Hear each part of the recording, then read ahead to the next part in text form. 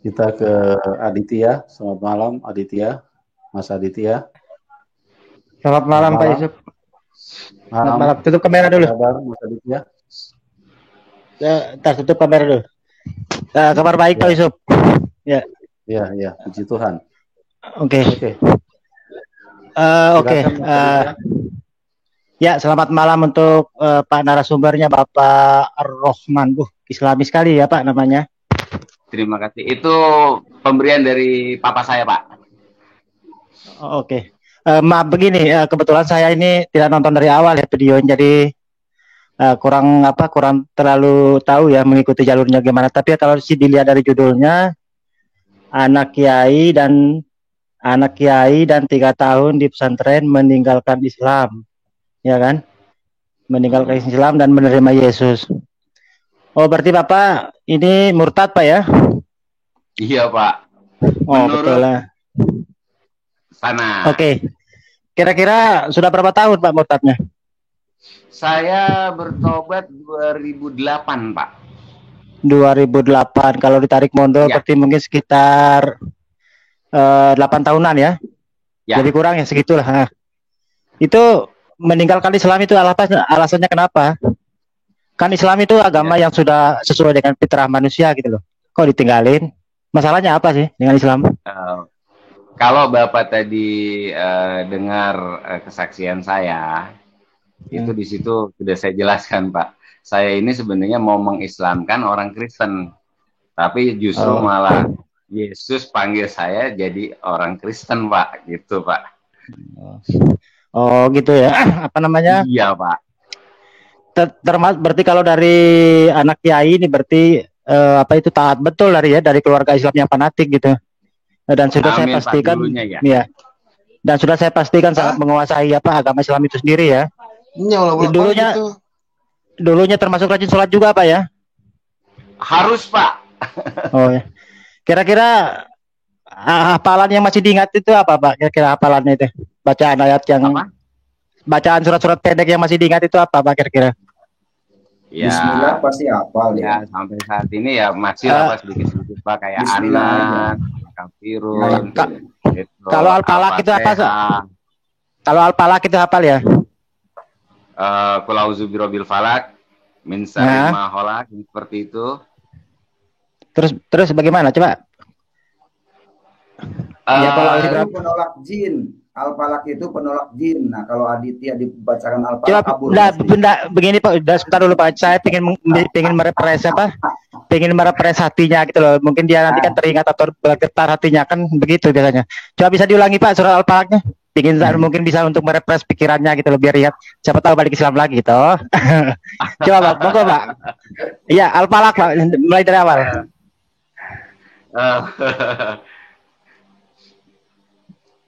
Ini bunyinya pertamanya begini, Qul a'udzu birabbil falaq. Itu pertamanya, Pak. Monggo dilanjut. Iya, Aditya sebelum tamat diselesaikan, nanti kita tanya artinya aja sama Pak. Iya sebentar. Ini kan mantan anak kiai loh. Anak kiai masa surat al-falaq aja enggak bisa. Diam dulu, Pak Aceh. Ini mau berepres pikirannya beliau ini loh. Monggo, Pak, dilanjut, Pak. Saya ingin dengar. Siapa tahu. Tapi memang begini, Pak. Maaf ya, saya memang hafal dulu itu ya. Cuma sampai saat ini itu karena saya sudah jarang buka Al-Quran ya, saya selalu fokus coba saya beralih baca Alkitab. Ya mungkin nyangkut dikit-dikit, Pak. Oh gitu ya. Tapi kan situ anak kiai loh. Masa sih anak kiai itu al-falaq aja nggak bisa? Kalau yang dihafal surat apa sih? Yang paling pendek-pendek aja lah. Kenapa? Yang paling pendek yang masih dihafal itu apa kira-kira? Yang paling pendek itu Al-Ikhlas, Pak. Oh, coba bagaimana, Pak, bunyinya? Bikin dengar juga. Penasaran juga saya soalnya anak kiai. Monggo, Mas, silakan. Ini kalau sekedar hanya baca, ya saya bisa bacanya, Pak. Iya, monggo, silakan, kita pengen dengar aja lah. Pengen untuk menunjukkan kepada publik kalau situ itu betul-betul anak kiai gitu loh. Masa surat pendek aja dah hafal anak kiai kan nggak mungkin lah, kan begitu toh? Ya, monggo, Mas, silakan, pengen kita dengar. Pak Aditya gini, Pak Aditya. Jadi itu semuanya terpulang kepada narasumber. Kalau narasumber tidak mau bacakan, ya kita harus menghargai ya, supaya artinya tidak diskusinya bisa menjadi ini lebih enak gitu loh, Pak Aditya. Jangan Soalnya memaksakan kehendak gitu. ya, karena begini Pak Aditya, di dalam iman kekristenan itu ada yang memahami bahwa kalau membacakan ayat-ayat dari kitab orang lain itu mereka menolak, mereka sudah tidak mau melakukan itu gitu. Ya. Nah, silakan kalau Pak Rohman mau membacanya silakan, tapi kalau Pak Rohman tidak mau membacakan ya kembali kepada Pak Rohman sendiri. Bapak mau bacakan apa bagaimana Pak Rohman? Ya, paling kalau untuk membacakan, hanya sekedar membacakan, mungkin saya bisa, Pak. Nggih, monggo Mas, biar kita dengar Mas. Penasaran juga sih. Monggo Mas, kita pengen dengar dibaca. Karena anak kiai itu pasti jago loh baca Al-Quran itu, surat pendek aja kan pasti bisa gitu. Enggak semua anak kiai, Pak. Oh gitu ya. Apalagi pernah pesantren juga, masa sih? Ya terserah lah, kalau situ mau baca silakan, kalau nggak mau ya nggak sih maksa. Cuman kan kita bikin penasaran aja gitu loh. Kan anak kiai kan, jadi untuk meyakinkan kepada penonton di luar bahwasanya jenengan itu betul-betul anak kiai gitu loh kan. Siapa tahu mungkin ada yang murtad lagi nanti kan, ya, terinspirasi begitu loh. Paling tidak untuk untuk memotivasi yang lain ya kan. Kalaupun Anda bersedia, kalau tidak ya tidak apa-apa. Tapi ya harapan saya ya Anda bersedia gitu, biar kita dengar gitu. Monggo Mas, silakan. Kalau sudah dibacakan, nanti Aditya dibaptis nggak masalah. Iya, persoalannya begitu. Soalnya anak saya masih TK itu hafal kalau surat itu soalnya. Nah itu, jadi nggak usah dijawab, Pak Roman, nggak usah jawab. Udah menyatakan dirinya dia aslinya mau mengolok-olok. Udah jangan didengar, itu nggak penting. Karena publik nggak penting mendengar seperti itu. Yang penting itu makna ayat, bukan bacaannya. Nggak penting. Justru kalau orang cuma bisa baca, banyak yang tersesat. Contoh Aditya tersesat. Jadi akhirnya disuruh menyembah Allah malah menyembah batu. Nah itu akibatnya, akibat tersesat. Bisa baca, nggak ngerti arti. Bilang aja nggak bisa gitu selesai masalahnya. Oke, sudah lanjut. Oke. Karena memang tujuannya Anda seperti itu, mau mengolok. Oh, kayak anak saya udah hafal, masa murtad nggak hafal. Udah tujuannya udah begitu, mau bikin judul. Enggak sih, bukan mengolok. Begini loh, untuk meyakinkan penonton itu kan beliau ini kan katanya anak mantan kiai, anak kiai kan. Yang namanya anak kiai apalagi punya pesantren itu tidak mungkin lah seorang kiai itu tidak mendidik anaknya itu menjadi hafiz Al-Quran. Saya rasa itu sangat aneh sekali gitu kan. Kan tidak salah sih untuk membuktikan kepada publik itu bahwasanya jenengan itu betul-betul gitu loh. Biar kita yakin lah begitu. Untuk membuktikan lah sedikit. Itu. Kalau dia mau uji seperti itu, mungkin Pak Dian bisa tanggapi Pak. Pak Dian silakan Pak Dian. Pak Yusuf nanti saya tanya dulu si Aditya. Kalau sebentar dulu Pak Aceh, sabar. Kalau Aditya menguji itu, saya akan uji Anda keislaman Anda, paham Quran nggak Anda? Saya uji dari Quran, boleh? Sebentar dulu Pak Aceh, jangan mengambil alih. Kasihan narasumbernya. Anda kasih itu jangan narasumbernya mau jawab itu loh. Sabar dulu lah. Katanya orang Kristen sabar-sabar. Enggak, Anda jangan menguji orang lah. Kalau tidak mau uji, kalau Anda mau uji Pak Rahman, Anda saya uji Pak Al-Quran. Siap saya uji Al-Quran, siap. Ya udah, silakan bacakan surat jin ayat 19. Silakan bacakan biar dunia tahu, biar dengar tahu bahwa di dalam Quran itu ada surat jin. Iya, nanti kita kupas habis itu. Sekarang kita kasihan begini Pak Aceh, kasihan narasumbernya dulu biar ngomong. Monggo Mas, silakan Mas Rahman. Rahman itu nama apa ya? Enggak dijawab juga hak Pak Rahman ya. Ya, monggo Pak Rahman, kita ingin dengar aja. Ingin minta pendapat beliau. Kita enggak maksa kok, Mas. Monggo. Ini minta pendapat, Pak Aditya minta pendapat atau saya suruh baca, Pak? Begini. Ya terserah lah, minta pendapat boleh. Kalaupun jenengan mau membacakan ya alhamdulillah, syukur-syukur lah. Soalnya untuk membuktikan kepada publik kalau sampean itu betul-betul anak kiai gitu loh. Artinya untuk meyakinkan aja loh, untuk memantapkan hati orang yang penonton gitu loh, biar yakin. Itu aja sih. Tapi ya terlepas dari Anda mau tidak, ya saya tidak memaksa kok. Itu aja sih, monggo Mas. Ya, yang Silakan. sering dibaca seperti kayak anak bapak yang hafal, itu kan seperti surat Al-Ikhlas, Pak. Ya kan, seperti dibilang Qul huwallahu ahad, Allahu somad, dan selanjutnya. Ya. Sampai selesai dong, sampai selesai ya. Saya rasa sebagian itu juga harusnya Anda sudah ngerti. Coba kalau Anda kata Pak Aditya, maaf ya, kalau Anda kata Pak Aditya tanya dengan ke orang Kristen, ya coba dong Anda baca surat ini, pasti saya yakin nggak tahu, Pak. Ya terserah lah, kalau Anda mau baca ya enggak apa-apa sih, saya enggak maksa. Yang paling tidak aja biar kita tahu kualitasnya itu aja sih maksud saya. Oke lah Mas, enggak apa-apa kan Anda jawab. Giliran coba nanyanya ke saya. Aditya coba nanyanya ke saya deh. Enggak penting nanya ke situ. Kenapa nggak penting? Ini Aditya tuh bukan mau bertanya tapi mau mengetes, seolah-olah Aditya meragukan tentang masa lalu atau keislaman daripada Pak Ahmad Rohman. Iya iyalah untuk meyakinkan kita gitu loh. Sebetulnya Anda sudah tahu, betul. Tapi sebetulnya Anda sudah tahu kalau memang latar belakang pesantren yang apalagi surat pendek, surat panjang aja udah pasti bisa. Cuman itu mungkin Pak Ahmad tidak harus menjelaskan lagi atau membacakan lagi itu. Ini maksudnya kan hanya untuk mengetes. Nggak mungkin bilang aja. Itu kan berarti kan memaksakan kehendak kalau kayak gitu, Aditya. Coba nanyanya ke saya, mau surat apa? Mau lafadz Arabnya atau dengan maknawiyahnya? Coba nanyanya ke saya.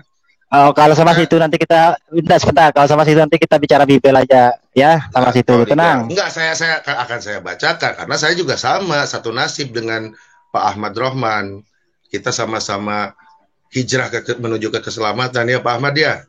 Kita udah tahu betul jalan yang benar seperti apa gitu. Sekarang kalau nanya surat sekarang saya tanya Anda. Oke.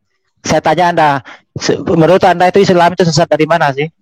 Orang Islam itu juga mengikuti apa itu ajaran-ajarannya Yesus sudah diikuti loh orang Islam itu. Apalagi yang salah di Islam itu. Semua syariat apa Nabi Isa itu ya kita jalankan, perintah-perintahnya kita jalankan. Nah, katanya di dalam Bible itu, aku diutus hanya kepada domba-domba Bani Israel. Hai Bani Israel, sembahlah Tuhan Allah kita, Tuhan Allah itu Esa. Nah, maka kami juga menjalankan apa yang diperintahkan oleh Yesus. Kami mengesahkan Tuhan, dan Yesus juga tidak pernah mengaku dirinya sebagai Tuhan. Jadi tidak ada yang salah di Islam itu, Bos. Aman. Posisi paling aman di Islam. Siapa? Salahnya di sini. Emang tidak ada yang salah. Setiap malam menanyakan jalan yang lurus, itu berarti tersesat. Ihdinas siratal mustaqim, tunjukilah kami jalan yang lurus. Itu siang malam dibacakan itu, tapi jalan yang lurus tidak mau ketemu. Nah, itu tersesatnya di situ. Makanya jalan lurus aja. Lah iya. Tanda-tanda orang tersesat itu menanyakan jalan. Coba Pak Rohman misalkan mau ke Purwokerto. Tidak tahu jalan Purwokerto, pasti nanya, Pak, ini jalan Purwokerto kemana? Kan begitu. Apalagi ngebahas surat Al-Ikhlas kalau kita kupas.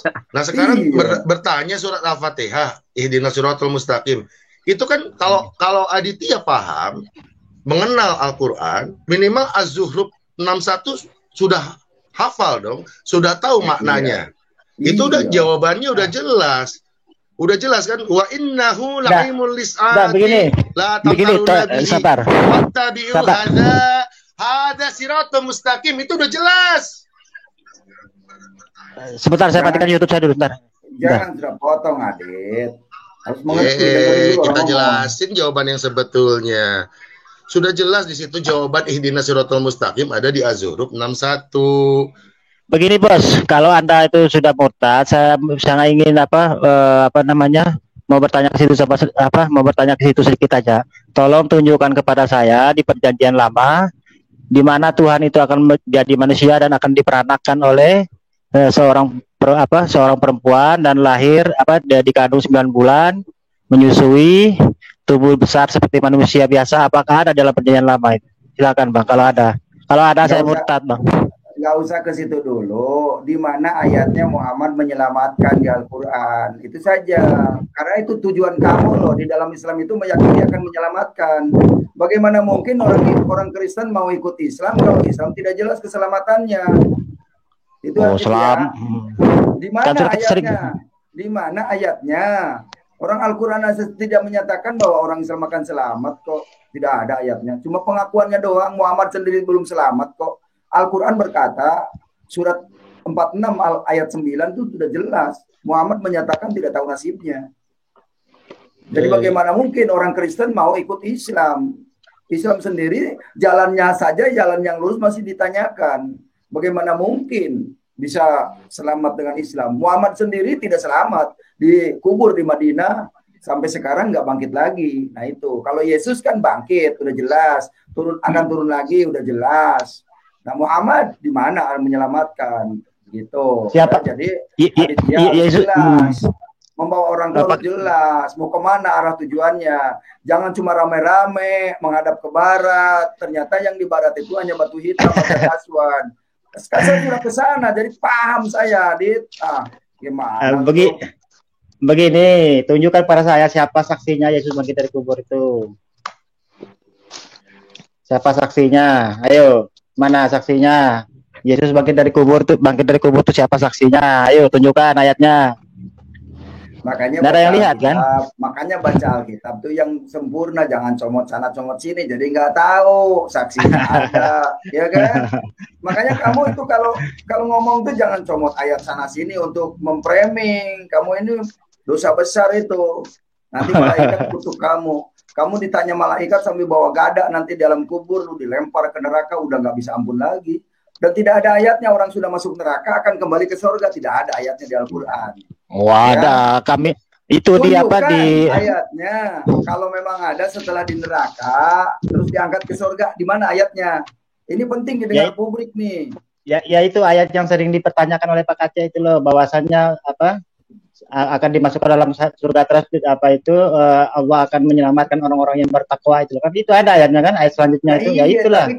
Tapi kan bukan Muhammad yang diselamatkan, bukan Muhammad. Jadi Anda harus tahu, bukan Aditya juga.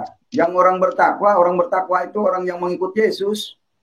Dah, ya. Dari mana orang bertakwa mengikut Yesus? Baca ayatnya, makanya ngaji Quran itu harus tamat. Baca surat Al-Juruf ayat 63 loh. Itu kan yang dimaksud takwa itu. Kepadaku baca, makanya Anda jangan lari-lari ke Alkitab kalau sedang diproses oleh saya tentang Al-Quran. Harus tahu bilang aja dah berani kita kupas Alkitab itu aja lah. Kalau saya kupas di situ ya bingung juga aja. Bukan nggak berani karena sama saya Kak, Adit sama saya doang. Begitu. Jangan modal ngeyel, jadi harus paham supaya mengedukasi para penonton. Jadi tahu, kalau sudah tahu bahwa di dalam Islam tidak ada keselamatan, saya yakin berhenti orang mualaf. Yakin berhenti. Kalau sudah tahu di Quran, kalau sudah tahu di Al-Quran ada jinnya, pasti orang mikir ngapain jadi pengikut jin. Kecuali dia yang nggak mau bertobat, pengikut jin. Pak Kece, saya bicara sebentar ya. Lanjut. Nah, jadi begini Pak Kece ya. Setiap ada kesaksian, memberitakan kebaikan, firman Tuhan, itu setan kepanasan loh Pak Kece. Setan itu kepanasan loh. Ya. Tanpa ada sangkut paut dengan dia pun dia kepanasan. Dia tidak bisa terima Pak Kece. Kenapa? Setan itu paling takut dengan firman Tuhan, paling takut dengan kebenaran. Jadi kalau ada hal-hal gangguan ya terhadap persaksian ya terhadap bagaimana orang menerima Tuhan Yesus sebagai Tuhan. Nah itu wajar Pak Kece, wajar. Tapi tidak apa-apa. Ya begini. Sebentar Pak Aditya. Sebentar Pak Aditya. Waktu saya bicara, kamu jangan potong-potong. Saya bukan bicara sama Anda ya. Saya bukan bicara sama Anda. Kalau Anda tersinggung itu urusan Anda, berarti Anda betul dikuasai setan iblis. Kalau Anda tidak dikuasai setan iblis, Anda tidak perlu tersinggung. Oke? Saya bukan bicara sama Anda. Saya bicara sama Pak Kece. Silakan. Ya, silakan.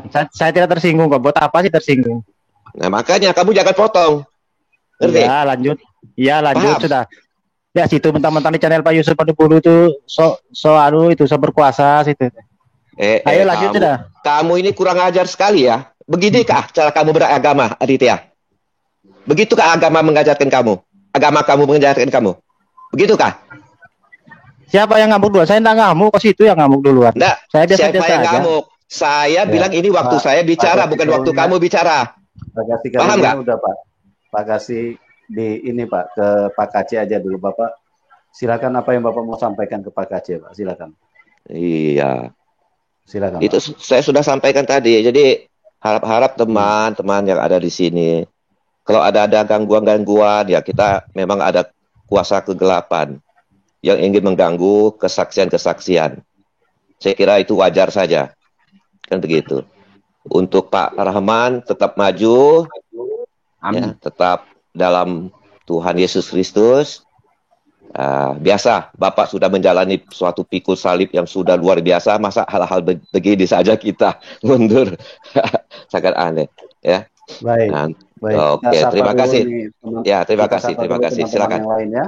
Terima Ya. kasih Pak Kasih. Kita sapa dulu Pak Sarul. Selamat malam Pak Sarul. Malam Pak Yusuf. Iya, oke. Selamat malam Pak Bom Bom. Pak Bom Bom, selamat malam. Pak Yusuf. Selamat Oke, malam Pak bisa Yusuf. dengar suara ya. Pak Dian, selamat malam. Bisa dengar suara saya Pak? Pak Pak Dian. Dian. Selamat malam Pak. Selamat malam. Ya. Selamat Oke, malam.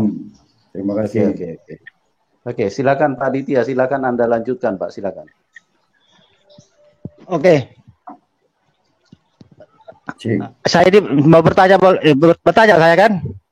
Nah itu tadi kan katanya Pak Kace itu agama Kristen itu kan benar katanya kan, mengklaim bahwasanya agama itu paling benar, dapat menyelamatkan gitu loh kan. Katanya karena keselamatan itu kan terletak pada kebangkitan Yesus itu dari kubur katanya kan. Nah sekarang apa ada saksinya Yesus bangkit dari kubur? Itu aja sih pertanyaan saya tuh. Tunjukkan apa itu menurut Bible gitu. Siapa saksinya kalau Yesus itu betul-betul bangkit dari kubur, ya kan? Nah, karena Pak Kace juga sering menanyakan hal-hal yang gaib dalam Islam gitu loh. Contohnya jin kan, jin itu kan sesuatu yang gaib. Dalam Al-Qur'an itu jelas dikatakan bahwasanya sesungguhnya yang gaib itu hanya Allah yang tahu. Manusia itu hanya sedikit diberi pengetahuan tentang hal-hal yang gaib gitu loh. Jadi ketika Pak Kace menanyakan hal-hal yang gaib, ya saya juga akan menanyakan hal yang sama gitu loh. Apakah Pak Kace bisa membuktikan kalau Yesus itu bangkit dari kubur, siapa saksinya? Itu aja sih pertanyaan saya. Silakan Pak Kace. Boleh saya jawab ya, bantu Pak Kace. Boleh. Boleh ya, Pak Bom yang jawab ya, Adit. Ya, Iya. silakan Pak Bom. Silakan. Ya, Adit, mau coba buka di 1 Yohanes 1 Adit. Ayat 1 sampai 4. Buka Alkitab Adit. Siap, bentar dulu. Perjanjian baru, Yohanes 1. Ya, kamu kan tanyakan siapa Ayat yang berapa? saksi Yesus bangkit. Ayat Kamu 4. bentar dulu supaya publik ini kan dengar. Kamu kan bertanya siapa saksi Yesus hidup, firman yang hidup, ya kan?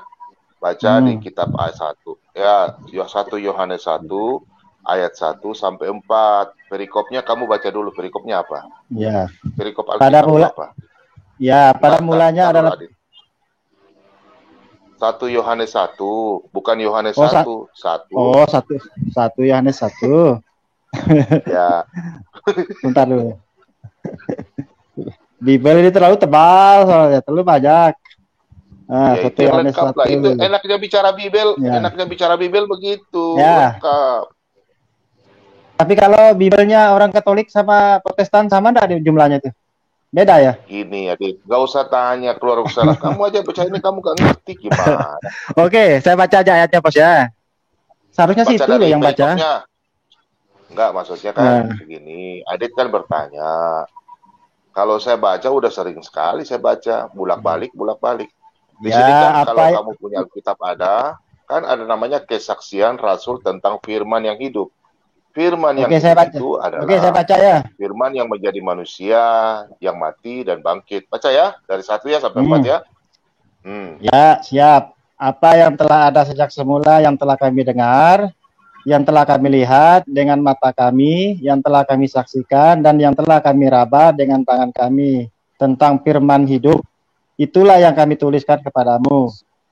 Hidup itu telah dinyatakan dan kami telah melihatnya, dan sekarang kami bersaksi dan memberitakan kepada kamu tentang hidup kekal yang ada bersama-sama dengan Bapa dan yang telah dinyatakan kepada kami. Apa yang telah kami lihat dan yang telah kami dengar itu kami beritakan kepada kamu juga supaya kamu beroleh persekutuan dengan kami. dan persekutuan kami adalah persekutuan dengan Bapa dan dengan anaknya Yesus Kristus. Yang terakhir, dan semuanya ini kami tuliskan kepada kamu supaya sukacita kami menjadi sempurna. Mana ini bangkit dari kuburnya? Ada. Itu sudah sampai 4 itu. Dengar dulu Adit, kamu nih belajar bahasa Indonesia baik-baik. Yesus kan mati.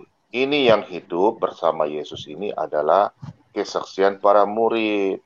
Jadi diceritakan di sini yang mereka melihat mati dan diraba, ya, bangkit. Kalau kamu mau tanya bangkit dari kubur, kamu baca kitab Wahyu 1 lagi. Di situ Yesus yang jelaskan.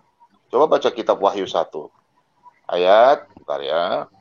Ya, sudah saya baca. Kalau untuk kitab Wahyu itu kebanyakan membicarakan apa itu begini. Pernah saya bacakan ada dewa apa gitu loh, empat makhluk besar kan. Nah, terus matanya banyak, terus sayapnya itu kamu 7. nggak bisa, itu tolak pikir kamu begini. Ada tua-tua itu 24. Terus ada juga yang kakinya apa? Dari langit sana, kakinya satu di laut, satu di darat, kakinya. Gini, ada bintang-bintang yang dilempar. Sudah saya baca semua itu. Ya gini Adit, banyak kan menceritakan hal. Ya gini Adit mau bicara ya. Jadi gini Adit, ini yang berbicara di 1 Yohanes 1 adalah kesaksian murid Yesus, ya. Ini yang melihat perilaku, yang melihat hidup sama Yesus, ya. Jadi gitu. Jadi kalau kamu mau baca lagi, coba baca di kitab Yohanes 20, ya. Ini kesaksian. Coba Yohanes 20, kamu buka situ.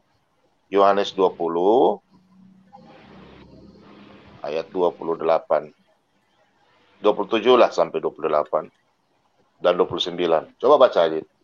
Bukan 1 Yohanes, kitab Yohanes ya, Yohanes 20. Ini perkataan murid Yesus sendiri. Mulai berapa? Mulai yang 27. 27. Kemudian ia berkata kepada Thomas, taruhlah jarimu di sini dan lihatlah tanganku. Ulurkanlah tanganmu dan cucukkan ke dalam lambungku, dan jangan engkau tidak percaya lagi, melainkan percayalah. 28, Thomas menjawab dia, ya Tuhanku dan Allahku. Kan? Kata Yesus kepadanya, karena engkau telah melihat aku, maka engkau percaya, berbahagialah mereka yang tidak melihat namun percaya. Terus ayat 30-nya masih sebentar dulu, kita selesaikan konteksnya dulu. Masih banyak tanda lain yang dibuat Yesus di depan mata murid-muridnya yang tidak tercatat dalam kitab ini. Tetapi semua yang tercantum di sini telah dicatat supaya kamu percaya bahwa Yesuslah Mesias Anak Allah, dan supaya kamu oleh iman memperoleh hidup dalam namanya. Itu sudah. Itu sangat jelas kan. Kamu baca kok, itu dah. Lucu Adit. Adit. Jadi gini Adit. Sebentar. Sedikit lagi saya tambah. Soalnya saya pernah baca di Yohanes juga ya. Pagi-pagi benar Maria Magdalena itu datang ke kuburan Yesus, ya kan? Nah, dia berdiri di depan. Sebentar dulu. Ini versi Alkitab ini, Yohanes ini. Berdiri di depan kubur Yesus itu. Dia mendapati kubur itu batunya telah terbuka, makanya telah terbuka maksudnya kan batu telah bergeser atau gimana, saya kurang tahu juga karena terlalu detail ceritanya. Terus dia memandang ke depan, di situ tuh ada tinggal kain kapan saja dan ada 2 malaikat berdiri, kan cerita seperti itu kan. Terus tiba-tiba ada seorang sosok laki-laki dari belakangnya Maria. Saya juga tidak tahu ini Maria Magdalena atau ibunya, soalnya di situ tidak dijelaskan juga ya. Seperti Maria Magdalena yang kalau dijelaskan kalau menurut saya yang saya baca itu. Terus dia memanggil kan Maria, terus begitu dipanggil, Maria itu bertanya, siapakah engkau gitu loh. Ini kan tanda tanya gitu loh. Kok bisa seorang Maria aja, orang yang paling dekat dengan Yesus, kok bisa bertanya loh siapakah engkau? Kenapa dia tidak kenal wajahnya Yesus saat itu? Kan Maria Magdalena kan termasuk bagian dari keluarganya atau apalah kan. Jadi tidak mungkin lah tidak dikenal wajahnya. Nah, kenapa di situ Maria Magdalena bertanya siapakah engkau, ya kan? Nah, itu tanya satu itu. Nah, terus yang kedua, mayat di situ sudah tidak ada, tinggal kain kafannya ada dan ada berdiri 2 malaikat, ya kan? Artinya ketika makam itu kosong, itu kan tidak ada yang tahu gitu loh, kronologisnya kan? Ya cuma didapati itu sudah hilang. Maka di sini timbul spekulasi. apakah mayat itu betul-betul bangkit atau memang ada kasus lain gitu loh. Atau bisa saya berasumsi ya tidak menutup kemungkinan karena memang di zaman itu juga ada permainan politik juga ya, ada curi atau bagaimana gitu.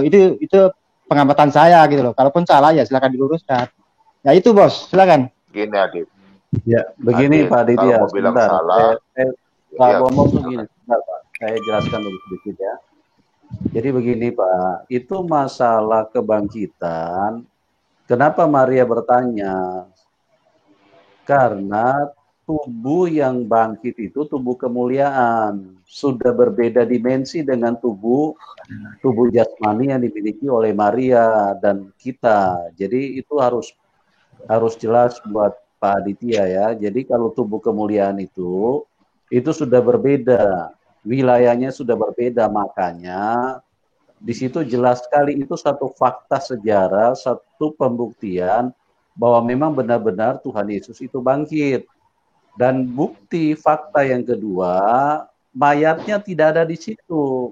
Kemana mayatnya? Memang siapa orang yang senang makan mayat atau senang yang curi mayat? Tidak ada. Itu karena memang sudah bangkit dari kematian. Jadi jelas ya Pak Ditya ya. Oke, terus kalau Maria tidak mengenal wajah Yesus itu kasusnya gimana itu? Kok sampai tidak dikenali mukanya gitu loh? Ya. Apakah benar menurut Al-Quran orang yang diserupakan? Tidak dikenali karena itu wajahnya wajah kemuliaan Pak Aditya. Jadi berbeda dengan wajah yang jasmani. Artinya kita dimensinya sudah berbeda. Berarti bukan daging. Daging itu sudah beda Pak Aditya.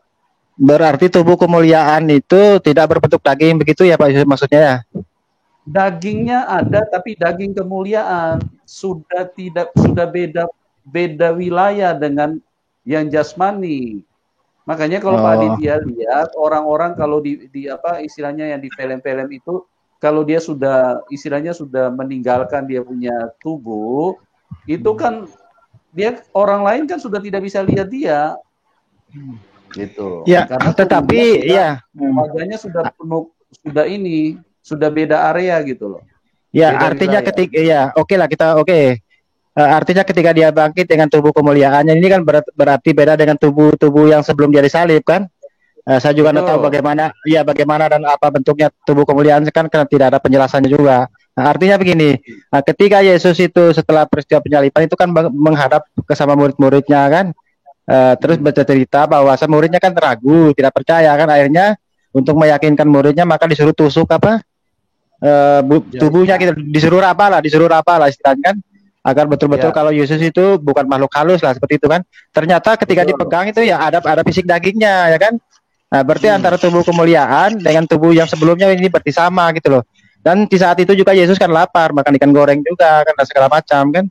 Ini berarti tubuh kemuliaan sama tubuh yang sebelumnya sama karena ya masih bisa dipegang, bisa lapar juga ya karena dia makan ikan goreng di situ kan, seperti itu. Kan begitu Pak Aditya. Jadi ini pembuktian yang sempurna di dalam kekristenan itu bukan cerita dongeng, bukan cuma cerita, itu disaksikan, makanya. Seperti Thomas ingin menyaksikan langsung sebelum aku mencucukkan jari ke dalam lambungnya, ke dalam bekas lubang pakunya, aku tidak akan percaya. Nah inilah penggunaan bagi orang yang percaya kepada Tuhan Yesus. Jadi Tuhan Yesus itu benar-benar dialami. Tadi Pak Bombom sudah ayat, mereka meraba dengan tangan mereka sendiri. Jadi jelas bukan hanya sekedar saksi tapi mengalaminya secara nyata. Itulah kebenaran. Kalau sesuatu dialami, itulah berita hoax yang cuma diceritakan oleh satu orang terus kemudian disebarkan kepada orang lain. Ya, artinya begini. Artinya Pak Aditya. Ya, artinya begini Pak Yusuf. Dia bangkit dengan tubuh kemuliaannya kata tadi kan. Terus kalau kita melihat alur ceritanya, berarti di tubuh kemuliaan itu sama juga dengan tubuh sebelumnya kan, karena bisa diraba dan bisa melapar juga kan.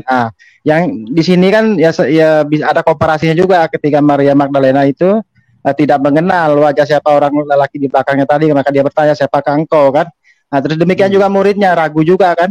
Nah, berarti bisa saya katakan tidak mengenal apa wajahnya juga kan, karena apa? Karena dia juga butuh pembuktian untuk menusukkan jarinya itu tadi kan. Nah, dia baru percaya ternyata itu betul-betul dagingnya sempurna. Akhirnya mereka percaya kan. Nah, di sini kan ya muncul apa istilahnya spekulasi juga kan. Berarti sebentar, Pak. Ya, tubuh kemuliaan itu berarti wajahnya juga beralih rupa gitu loh. Iya kan? Karena pada fakta wajahnya tidak berubah, tetapi nature-nya, wilayahnya sudah berbeda. Makanya kalau tidak dinyatakan secara kekuasaan Tuhan, mereka tidak akan bisa mengenal. Karena itu sudah beda dimensi, Pak Aditya. Jadi itu harus Anda jelas. Bukan wajahnya yang berubah, bukan diserupakan. Kalau diserupakan, bagaimana dia bisa panggil Maria? Itu kan Tuhan yang sama, yang sudah mengorbankan nyawanya.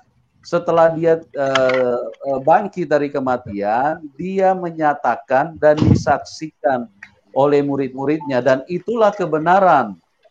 Jadi kalau dia tidak disaksikan oleh murid-muridnya, hanya cerita satu orang yang disebarkan kemana-mana, nah itu berita hoax itu. Ya oke lah. Disaksikan banyak orang, Pak Aditya. Saya bisa Oke lah. Saya kasih tahu, termasuk Pak Rohman sendiri juga barusan bersaksi, dia menyaksikan langsung. Oke, artinya kita bukan hanya cerita, bukan hanya huruf-huruf yang dimasukkan dalam buku, bukan. Oke, kita terimalah jawaban Pak Yusuf itu. Sebentar, sedikit lagi. Oke, kita terimalah jawaban Pak Yusuf ini karena pemilik channel ini kan, yang walaupun sebentar dulu Pak Aceh, sebentar dulu biar gampang saya tuh, sebentar dulu jangan dipotong dulu. Udah, sabar dulu. Ngomong dari tadi, jadi gini dengerin Aditya. Jadi kalau di Alkitab itu bukan cerita dongeng, beda dengan Al-Quran. Hadis itu kan cerita dongeng, katanya Al-Quran turun di Gua Hiro, tapi tidak ada yang tahu, tidak ada saksi. Nah itu baru dongeng, diceritakan, ditulis, lalu dijual kepada orang Indonesia. Nah orang yang mabok semacam Aditya, maka tergiurlah dengan pengajaran dongeng itu. Kalau di Alkitab itu ada saksinya, ada buktinya gitu. Lah kalau Samson itu, sebentar Pak Aceh, kalau itu nyata, jangan dipotong dulu. Kamu nggak pernah ngaji akhlak sih, nggak pernah pesantren sih. Jadi kamu orang ngomong itu, aduh, dipotong. Harus dengerin dulu kemana arah pembicaraan, gitu ya. Ayo ngomong sudah. Dengerin, gini, kamu jangan suka potong-potong, akhirnya nggak nyambung. Kamu jadi tuli secara rohani. Ya, kamu tuli, tidak mendengar firman Tuhan. Karena kamu merasa benar dengan pengajaran dari Arab. Nah, ternyata baru terungkap sekarang kan bahwa di Al-Quran itu ada surat jin. Jin itu sebangsa setan, sebangsa hodam. Nah, yang dipelajari oleh Aditya itu jangan-jangan surat jinnya itu, makanya ngeyel gitu loh. Oke Pak Aceh, begini Pak Aceh. Oke, artinya gini, tadi kan Pak Aceh mengatakan Al-Quran itu kitab dongeng katanya kan. Bisa enggak Pak Aceh jelaskan yang ada di Bible itu tentang kisahnya Samson itu, yang bulu keteknya itu sakti itu kemana itu Pak Aceh? Itu setahu saya itu ceritanya dari Hindu itu. Ya, setahu saya loh ya. Jawab, itu tidak ada membawa arti kepada penonton, itu hanya modal eyel-eyelan. Dan nggak ada di hadis hakim kepada orang buta semacam Anda, buta hati maksud saya. Jadi nggak bakal ngerti, namanya juga orang buta. Walaupun ada kontainer di depannya juga tetap aja ditabrak gitu. Itu kamu tuh buta terhadap firman Tuhan gitu Aditya. Oke lah, udah kasih kesempatan Pak Sarul lagi, kasihan juga biar nunggu lama. Oke, Pak Sarul, silakan Pak Sarul. Baik, terima kasih. Ya Pak. Bisa dengar saya? Bisa. Ya, Pak. Silakan Pak. Jelas. Baik, terima kasih. Saya langsung ke Pak Rohman, Pak Yusuf ya. Ya, monggo Pak, silakan. Tolong yang lain jangan ikut dulu biar saya punya kompetensi yang baik dengan Pak Rohman ya. Pak Rohman, saya ingin masuk pada wilayah kuantiti ya dan quality Bapak secara presisi ya. Di dalam pengakuan Bapak sebagai orang yang 3 tahun di pesantren gitu ya. Iya Pak. Ya. 3 tahun di pesantren ya. Iya. Baik, mari kita coba edukasi masyarakat siapapun yang mendengar channel ini, biar mereka paham kondisi dan keadaan Bapak seperti apa. Bukan saya menghakimi siapapun di sini. Tadi Bapak masuk pada wilayah gereja, dan pada saat yang sama juga Bapak melakukan ibadah. Apa ini? Kebaktian. Oh, saya ikut. Apa ini? Persembahan. Oh, saya ikut. Nah, di sini menunjukkan bahwa terjadi ambivalen keadaan Bapak dengan kelakuan Bapak, gitu. Kenapa demikian? Karena ibadah di luar yang cara ditentukan oleh Allah itu adalah ibadah yang tertolak. Ibadah di luar Islam itu adalah ibadah yang tertolak di hadapan Bapak pada saat Muslim. Tapi ini menjadi ruang ambivalen atau ruang kontradiksi di mana Bapak tiba-tiba masuk gereja pada saat Bapak menguasai Islam. 3 tahun Bapak pesantren. Saya rasa siapapun yang mendengar ini menjadi bingung. Ini pesantren apa dia, gitu loh. Orang awam saja yang tidak pesantren paham bahwa ibadah gereja itu adalah ibadah tertolak berdasarkan versi Al-Quran, berdasarkan versi iman pada saat itu. Tapi lagi-lagi saya tidak ingin memberikan reverse kepada ayat Al-Quran. Logika sederhana saja, bila mana orang mengaku beriman pada Islam, lalu tiba-tiba dia melakukan ibadah di gereja, tanda tanya besar tentang keadaan kecatatan iman Anda, gitu lah. Ya itu saja, saya ingin memberikan edukasi kepada siapapun yang mendengar bahwa terjadi ambivalen terhadap kesaksian Bapak dan kelakuan Bapak pada saat beribadah di gereja. Itu. Terima kasih Pak Yusuf. Baik, silakan Pak Rohman, Bapak mau tanggapi silakan. Ya, seperti yang sudah saya katakan dari awal, tadinya itu saya justru sebenarnya mau mengislamkan orang Kristen yang teman saya. Itu ya. Awalnya ya. Cuma ketika saya mau ke rumah saudara saya, ke rumah uwa saya yang ada di Muncul itu, tiba-tiba saya turun di Pamulang dan saya ingat teman saya itu. Nah, ketika saya telepon ke dia bilang katanya di rumah. Ya kan? Nah, terus saya tanya, "Lo kamu nggak ke gereja?" Padahal saya tahu dia ini orangnya malas ke gereja. Itu. Dia bilang, "Enggak, malas." Dia bilang. "Loh, ini saya lagi di depan gereja nih, cuma nggak tahu gereja apa gitu." Itu. Nah, dia ternyata, "Oh, itu gereja tempat gue, lu mau ngapain?" Gitu. Enggak, gue cuma pengen tahu doang mau ngapain sih di dalamnya. Karena selama ini kan terus terang saya nggak pernah. Saleh, sebentar Pak Roman. Mungkin di mute dulu Pak Saleh, soalnya bunyi kayak ada benda ini. Iya, sorry. Pecah kelapa. Oke, silakan Pak Roman dilanjutin Pak. Iya. Saya memang selama saya jadi Islam, itu saya nggak pernah Pak masuk ke gereja. Jangankan masuk ya.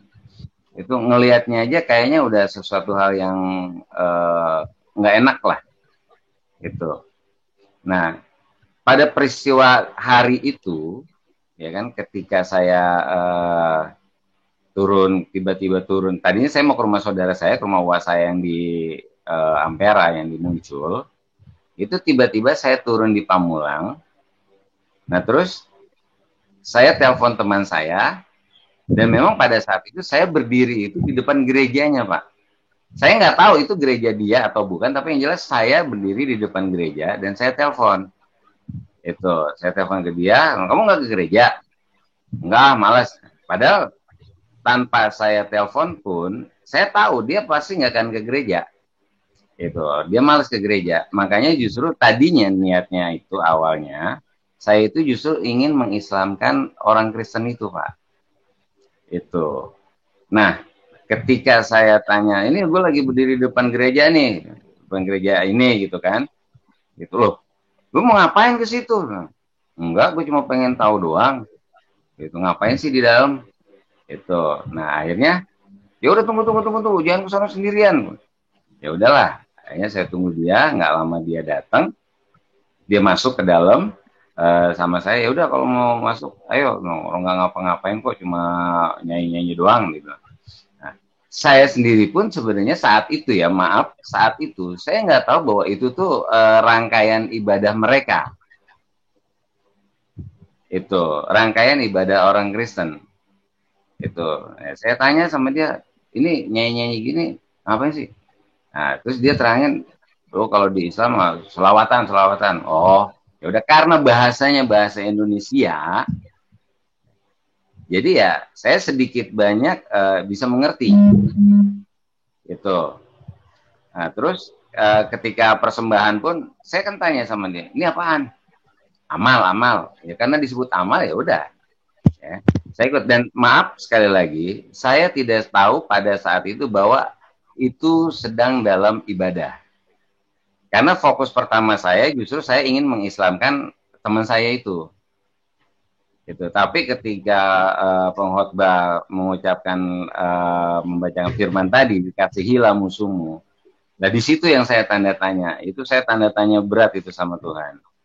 Nah akhirnya dari situlah awal perjumpaan awal kecintaan saya terhadap Kristus, dan dari ayat itulah yang membuat saya goyah, Pak. Jadi begitu, Pak.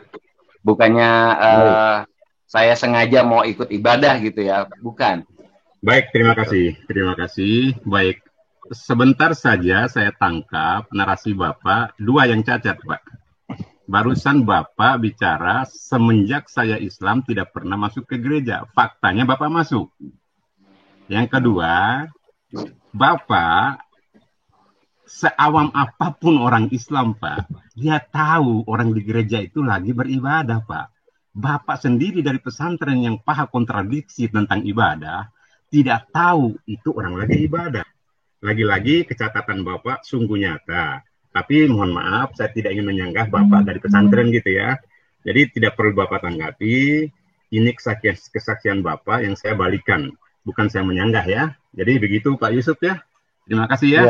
Mungkin begini Pak Sarul, mungkin sedikit saya tambahkan. Jadi begini Pak, di dalam kekristenan itu ada kuasa Roh Kudus. Jadi Pak Rohman ini memang ini di luar kendali dia Pak. Jadi ada kuasa Roh Kudus yang memang nyata, yang sedang bekerja, yang membuat dia melakukan hal yang memang menurut iman dia sebelumnya itu tidak diperbolehkan Pak. Jadi mungkin ini saya perlu sampaikan ke Pak Sarul. Jadi ini bukan istilahnya ambivalen, tapi ada satu kuasa yang ini, yang bekerja di dalam kehidupannya, yang membuat dia akhirnya melakukan apa yang dia tidak inginkan atau apa yang dia tidak imani sebelumnya. Mungkin begitu Pak Sarul. Baik. Saya tidak mengarah pada narasi yang lain. Apapun itu bukan ruang saya untuk membahasnya, tapi saya masuk pada kuantiti dan presisi iman dia pada saat Pak Rahman mengaku Islam kala itu. Jadi gitu Pak Yusuf ya. Terima kasih ya. Baik, biar pendengar pada paham apa keadaan yang sesungguhnya. Ya, Assalamualaikum Mas Aditya, malam semuanya. Waalaikumsalam warahmatullahi wabarakatuh. Oke. Silakan Pak Aditya, silakan Pak, dilanjutkan Pak. Oke, saya masih penasaran tadi surat Al-Ikhlasnya tadi Pak, bacakanlah Pak. Masa orang pondok tak bisa? Dia sebagai apa? Untuk meyakinkan penonton di bawah gitu loh. Karena situ juga kan sudah di counter sama Pak Sahrul tadi. Artinya begini, seolah-olah situ kan diragukan tadi gitu kan. Ya artinya situ buktikan lah kalau memang situ tuh betul-betul orang pondok gitu loh. Minimal surat Al-Ikhlas aja lah. Kalau bisa kan biar penonton tuh yakin kalau Bapak itu betul-betul anak kiai gitu loh. Soalnya setahu saya tuh anak kiai itu ya rata-rata habis. Jangan kan Al-Ikhlas, Al-Baqarah aja dihantam kalau anak itu anaknya kiai gitu loh. Oh gitu ya. Tapi situ kan Al-Ikhlas hafal kan? Ayolah kita dengar ya sekali aja. Monggo silakan. Oke lah. Mungkin ya kalau Al-Ikhlas itu yang paling pendek ya Pak.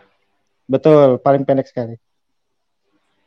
Ya qul huwallahu ahad, Allahu samad, lam yalid walam yulad walam yakul lahu kufuwan ahad. Gitu dong. Terus salahnya di mana? Adik. Benar. Mungkin baru tambah kayak ada tag di depan aja. Itu kan. Benar. Lu kasih sepeda lu sama Pak Rahman, Pak Jokowi aja kalau benar suka ngasih sepeda. Enggak, tapi kayaknya ada tag di depannya, itu tag Latinnya. Kasih sepeda dong. Atau kasih pulsa 200.000. Kasih pulsa.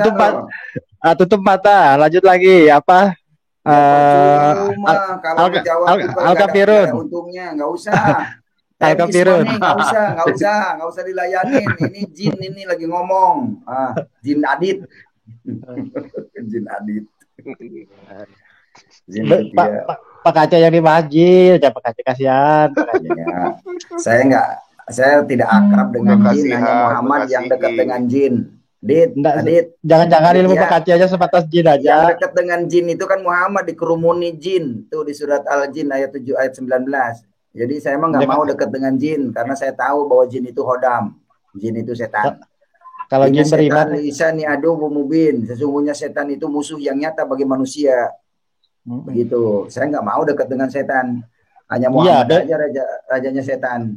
Nah betul itu, betul. Kenapa? Kenapa saya katakan betul? Karena jin dan setan itu memang berbeda, Pak Kace. Kan sudah dijelaskan berkali-kali. Setan itu ya bisa dari jin, bisa membedakan bisa dari jin manusia. Setan itu dari mana? Kamu memang dalilnya apa bisa membedakan? Ada di Al-Quran itu ya jin itu kan sifat, Pak Kace, sifat. Jin itu bisa dari apa? Setan itu bisa dari jin dan bisa dari manusia gitu loh. Manusia juga kalau sering apa? Makanya Aditya yang buat keburukan ya. Jin itu udah jelas mau celaka masih aja dilakuin. Itu ngeyel itu sifat jin itu Aditya. Ya sama juga sih yang suka mempelitir ayat-ayat Al-Qur'an ya itu golongan apa setan dari manusia gitu kayak Pak Kace itu kan. Iya, sebenarnya manusia jadi setan dia. Ya, sebentar Pak Bombom. Kita sapa dulu nih teman muslim Pasal. Selamat malam Pasal. Selamat malam Pak Yusuf. Selamat malam semua. Assalamualaikum Pak Aditya. Selamat malam Pak Sal. Ya, malam juga. Oke, silakan dilanjutkan. Ya, Oke, silakan Pak Bombom. Ya, Aditya. Ya, kita begini kita kupas Bible aja. Sebentar kita kupas Bible aja biar ada kerjaan toh. Begini. Adit. Ini kita bicara tentang kita bicara tentang apa kontradiksi dalam Bible. Mungkin ada pencerahan kan? Nah, ini kita ambil sebentar kita ambil rujukan dari Yohanes 1 ayat 18. PS Kejadian 18 ayat 1 dengan Kejadian 32 ayat 30. Nah, itu kan menurut pengamatan saya. Gimana? Yohanes 1 ayat 18.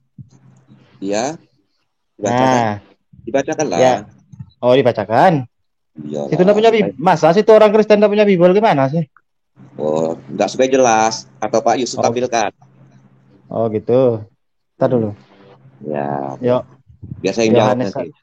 Ya, Yohanes 1 ayat 8 tar. Nah, ini dia. Ya, saya baca yang Yohanesnya dulu ya, ayat 8. Bisa tampilkan Pak Yusuf. Iya, bukan. Yohanes 1 ayat 18. Yohanes 1 ayat 18. Yohanes 1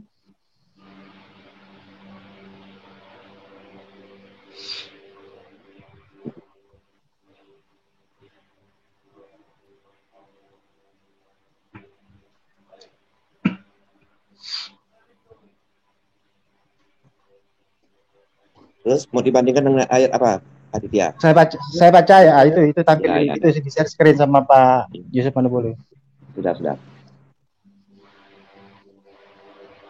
Nah, di situ kan bunyi. Ya, silakan. Tidak seorang pun yang pernah melihat Allah.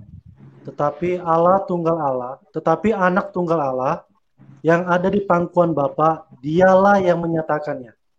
Ya. Oke. Terus ya, artinya ayat di situ kan tidak seorang pun yang pernah melihat Allah, ya kan? Tetapi baik.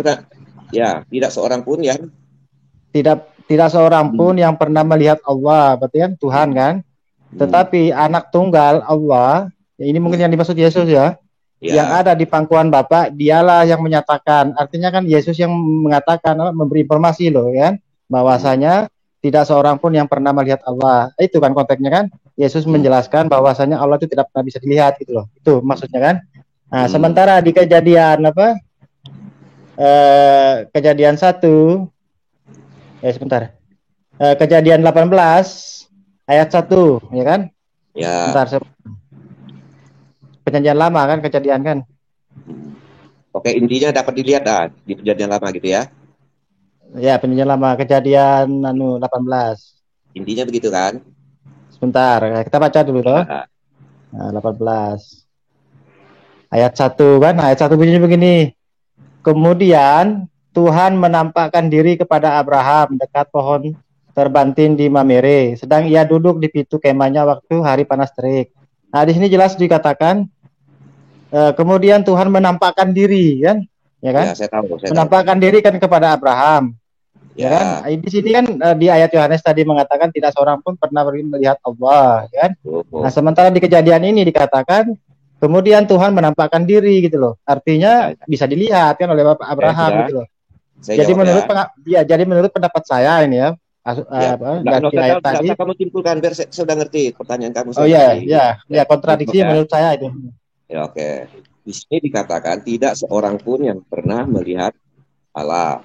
Ingat Aditya ya. Aditya pernah lihat saya nggak? Pernah lihat saya nggak? Enggak pernah ya? Enggak pernah.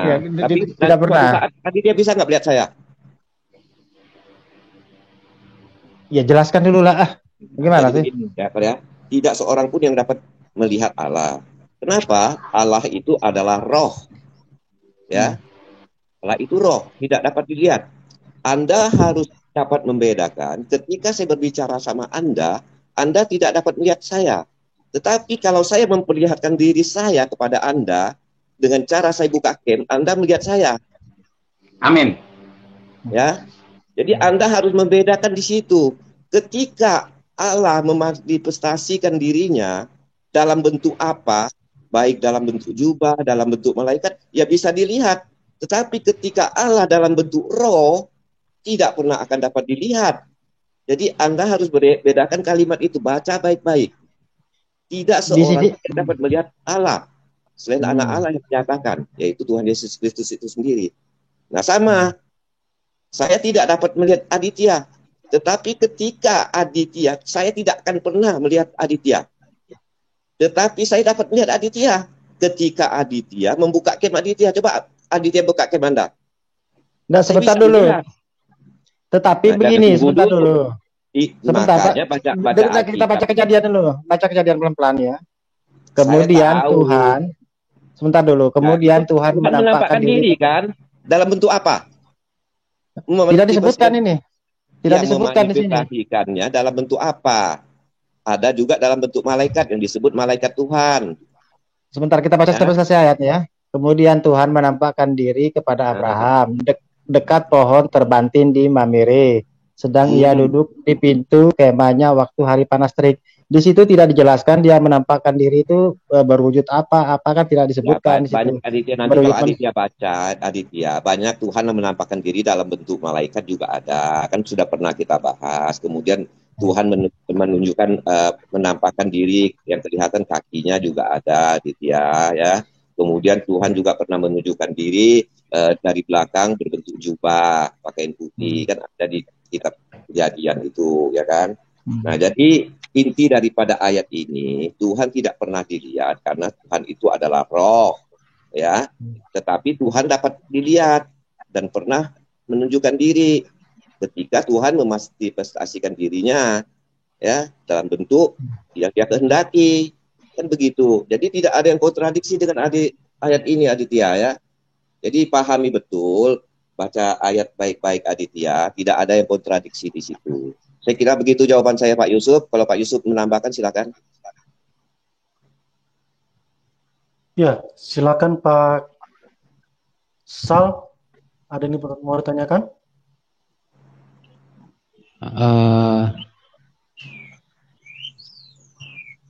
mau menyampaikan aja Pak, mengomentari aja. Ya, silakan. Sedikit. Saya mau mengomentari tentang topik tadi ya, tentang Pak siapa namanya, Ar-Rahman yang telah berpindah ke agama Kristen. Kemarin saya sudah sempat menyinggung di room sini kayaknya tentang bagaimana Allah menyesatkan dan sudah tidak ada lagi yang dapat menolongnya kecuali Allah itu sendiri. Jadi saya pikir Pak Rahman tadi masih ada ini mungkin kenapa sampai ada ayat itu di Quran? Karena setiap orang yang memahami Islam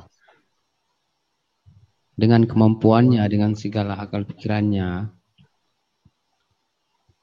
berujung di merasa ketidakmampuannya untuk menjalankan Islam itu secara kafah, biasa disebut kafah. Di sini banyak saudara-saudara kami yang Muslim menjadi berpindah ke keyakinan yang lain karena itu tadi ketidakmampuan mereka untuk memahami Islam itu dengan baik dan menjalankannya. Nah, maka di sini ada kehendak Allah untuk melakukan hal tersebut. Mereka dibuat untuk tidak berada dalam Islam.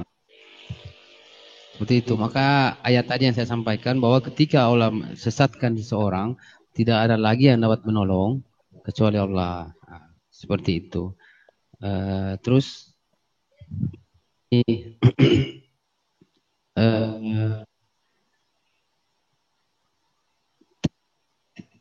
mengenai teologis yang sekarang ini atau sejak dulu di menjadi satu ruang dialog antara dua agama besar ini, Islam dan Kristen ini kalau saya pribadi sih paling tidak suka memperdebatkan ayat-ayat suci mau Bible maupun Al-Qur'an. Saya mohon maaf ya. Makanya saya selama masuk di room atau diskusi saya paling tidak terlalu tertarik mempermasalahkan ayat suci maupun yang tertulis di Bible atau di Al-Quran. Termasuk tentang ini kisah kebangkitan Yesus ya dalam Bible. Saya kira mungkin kalau di Bible mungkin tertulis seperti itu. Dan diyakini oleh umat Kristen seperti itu. Bagaimana sikap kami umat Islam terkait hal itu?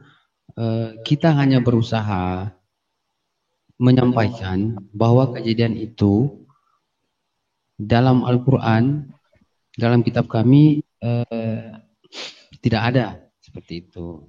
Karena yang ada di kitab kami Isa ya, kisah Isa Al-Masih. Sementara dalam Bible itu Yesus kan biasa mungkin dari sisi ini saja kita sudah bisa lihat kenapa sampai hari ini perdebatan ini masih terjadi antara Islam dan Kristen. Hanya satu figur yang dimasalahkan, hanya Yesus Kristus. Nah, seperti itu. Jadi sikap kami sebenarnya dengan kenaikan Isa Al-Masih atau kebangkitan Isa Al-Masih itu bisa saja kami yakini itu terjadi ketika dalam kitab kami ada disebutkan hal itu. Nah, mestinya saudara-saudara Kristen ini setiap menemukan sesuatu kisah dalam Bible harusnya bisa dicari tahu lewat literatur-literatur yang lain. Artinya bukan mengabaikan Bible, tapi kita bisa tahu juga dari literatur-literatur yang ditulis oleh para sejarawan Kristen atau pakar-pakar Kristiani. Karena saya sempat membaca juga, sempat pernah kadang berbeda juga. Ada mereka menyampaikan hal tentang kebangkitan Yesus ini juga berbeda. Kadang juga berbeda dengan Alkitab. Kalau tidak ada buktinya, Bapak menyampaikan hoax, Pak. Ya, Pak ya, Sel. oke saya Pak. Ya, Kalau ya Pak. tidak Dulu, Pak. istrinya itu asumsi Biarin Bapak. dulu, Pak. Sebentar, ya. Biarin aja dulu, Saya hanya Pak. menyampaikan, ya, saya hanya menyampaikan. Jadi itu pun maksud saya hanya pernah membaca aja dari Ya, Pasal. sejarah-sejarah. Ya, Ya, Pasal. ya Pak. Saya bantu jelaskan tadi Bapak sampaikan bahwa kami orang Kristen harus mencari bukti ya. Itu tadi ya. Boleh Pak Bombong jawab? Memperkuat aja Pak untuk Enggak, bukan memperkuat. Gini aja. Saya ini yang saksi hidup ya. Jadi saya melihat. Jadi gini Pak. Ya. Maksudnya saksi hidup bukan saksi kematian, bukan. Ya. Kita sebagai orang Kristen itu nggak begitu langsung percaya aja ya. Ya. Contoh kelebihan Bibel ya. Kelebihan Bibel. Bibel itu Yesus ceritanya dari mana Pak? Saya mau tanya dulu supaya Bapak bisa memahami. Ceritanya Tuhan Yesus dari mana? Israel ya? Yunani. Dari Bibel, Pak. Dari Bibel. Ya, enggak, maksudnya Tuhan Yesus ini cerita ini dia orang apa? Suku apa? Suku Yehuda tuh dari mana? Suku Lewi. Israel ya? Hah? Suku Lewi ya? Saya nggak tahu tentang Yesus, saya tahu Isa, Pak. Kalau di Quran Lewi, bukan Lewi. Lewi itu para imam, suku Yehuda. Jadi gini Aditya, ntar saya tanya, saya mau jelaskan ke Pasal. Ya. Jadi gini Pasal. Ini cerita ini sebelum 600 tahun ya. Kita bicara masalah Yesus. Jadi kita begini, maksud saya begini Pak. Mungkin kalau Bapak orang dari timur, contoh saya di barat ya, saya nggak mungkin mengarang cerita tentang keluarga Bapak, ya kan? Ini ceritakan tentang dari Israel. Jadi seluk-beluk Israel yang mereka cerita adalah saksi-saksi, harus saksi-saksi yang hidup pada zaman itu.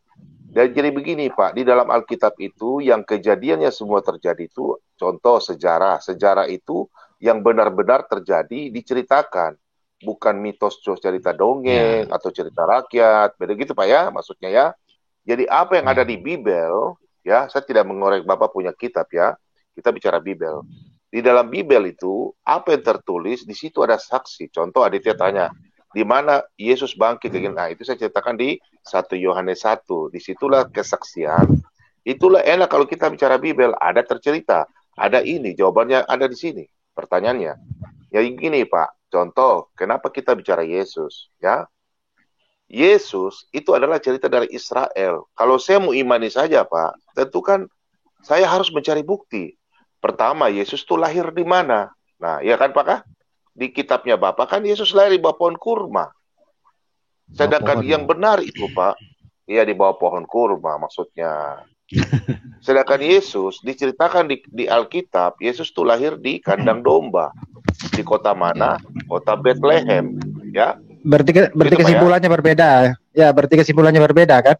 Adit, kamu diam dulu. Ini kita bicara tentang pasal. Anda itu jangan potong. Sebentar saya mau tanya sama saudara. Anda itu ada punya istilahnya etika lah. Karena masuk sini kan ini roomnya Pak Yusuf. Kalau Anda diminta tanggapi, baru Anda tanggapi. Anda nggak malu kan didengar orang. Ini kita bicara dulu karena pasal tadi katakan begini. Apakah orang Kristen itu tidak menyelidiki? Nah ini yang saya mau tanya pasal. Gini Pak. Yesus ini adalah cerita dari Israel. Bukan cerita dari Arab. Ya, saya nggak tahu kalau Israel masih. Yesus waktu kecil itu lahir di kandang Bethlehem, di kota Bethlehem. Bethlehem itu artinya rumah roti. Tidak ada pohon kurma di sana, Pak. Silakan Bapak pergi naik pesawat ke Israel, gitu jalan-jalan. Nggak ada Bethlehem, itu di ketinggian 400 meter di permukaan laut. Jadi nggak ada itu kurma. Itu Pak ya. Kemudian kalau kita mau selidiki, itulah makanya Bapak jalan-jalan ke Israel, Bapak lihat ke sana, ada nggak cerita sesuai dengan Bapak punya kitab? Kalau memang ada pohon kurma, berarti Bapak punya kitab yang benar. Berarti Alkitab salah. Betul Pak ya? Tapi kan kenyataannya yang terjadi sesuai dengan cerita yang ada dalam Bibel dan kenyataan yang ada realitanya, kehidupan, mata telanjang dan melihat, kenyataannya demikian, sama sesuai dengan apa yang tertulis dalam Alkitab. Bekas kuburannya Yesus, tempat Yesus terangkat ke surga, tempat jejak kakinya ada, sejarahnya semua ada. Gitu loh. Jadi kalau umpamanya orang nggak percaya, itu sudah ada nubuatnya dalam Yeremia 4 ayat 22.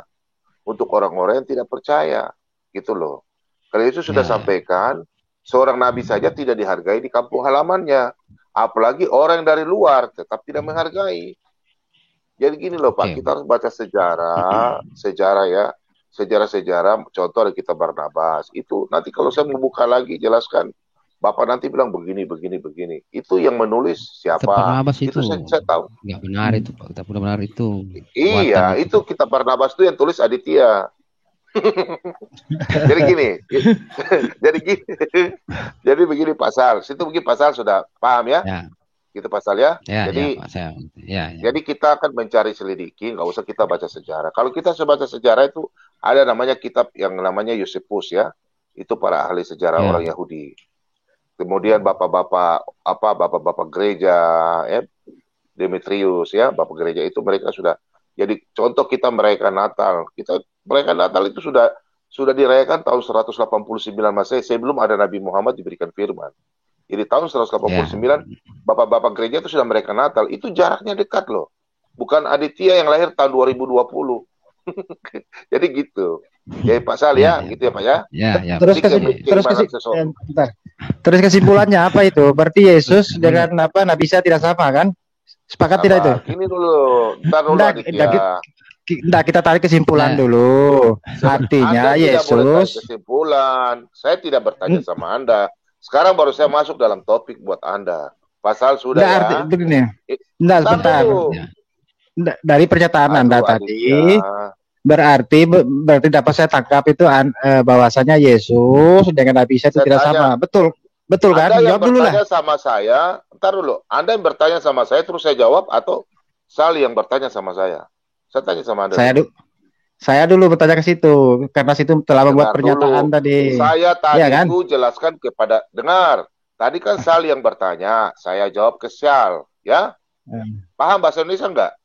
Kamu dulu sekolah bahasa Indonesia berapa sih? Saya curiganya. Saya lanjut aja dulu Pak. Tadi kan Pak. Ya pasal dulu. Pasal. Soal situ kejebak dengan omongan sendiri dari situ tuh. Saya tidak mau masuk ke ranah ya imannya, percaya kebangkitan atau saya tidak mau masuk ke sana sih. Kalau memang keyakinan orang-orang seluruh Kristen seperti itu ya kita hargai aja lah. Nah, seperti itu maksud saya. Jadi saya hanya mau menyampaikan hal-hal yang berhubungan dengan masalah perbedaan kita sejak kemunculan Islam ini. Padahal juga sebelum kemunculan Islam ini sudah ada ya cerita-cerita di mana perbedaan-perbedaan atau mungkin dikatakan umat Kristen biasa disebut bidat ya. Dari mulai Arius atau apa ini sudah muncul saat itu sebelum Islam ada ya. Sebelum Islam ada sudah muncul saat itu pemahaman-pemahaman berbeda yang bersumber juga dari kekristenan awal. Mungkin saudara-saudara Kristen tahu kisah-kisah tersebut atau kisah-kisah tersebut dalam sejarah seperti Arius sama Athanasius, pemahaman-pemahaman hingga kita bisa lihat sekarang adanya Unitarian, adanya seperti itu. Itu juga sebelum ada Islam muncul. Nah, ketika Islam ini muncul, disampaikan ke kita dalam Quran suatu berita atau suatu kabar tentang seorang sosok atau figur Nabi yang bernama Isa Al-Masih ini, yang ceritanya, yang kisah yang disampaikannya, ajarannya ini dalam Quran juga ada singgungan tentang kasih, tentang mujizat-mujizatnya itu mirip dengan Bible si Isa ini dalam Quran. Nah, Isa alaihissalam menurut kami ya, mungkin kenapa ini disampaikan ke kita, ke umat Islam, disampaikan ke kita. Ini jaraknya 1.500, nggak salah 1.500 tahun setelah Yesus ya. Terus ada lagi nabi sebenarnya, nabi dari Arab kan, dipilihnya dari keturunan lain, karena selama ini nabi itu dari Israel, dari keturunan anak cucu Yakub ya. Tiba-tiba ada nabi dari bangsa lain seperti itu. Ini kalau secara logika bisa saja Tuhan berbuat begitu. Terserah Tuhan kan. Dia mau ambil nabi dari bangsa mana terserah dia. Mungkin karena dia sudah lihat bangsa yang satu ini sudah gimana gitu. Nah, ketika disampaikan ke kita dalam Quran mengenai kisah Isa Al-Masih ini, umat Islam mencoba membandingkan kisah Yesus dalam Bible, di mana dalam Bible itu Yesus ini mengajarkan tentang kasih, dan itu memang sesuai tugasnya, amanatnya yang diberikan Tuhan untuk mengajarkan kasih kepada umat manusia. Dan di sana muncul konsep-konsep yang berhubungan dengan ketuhanan yang disampaikan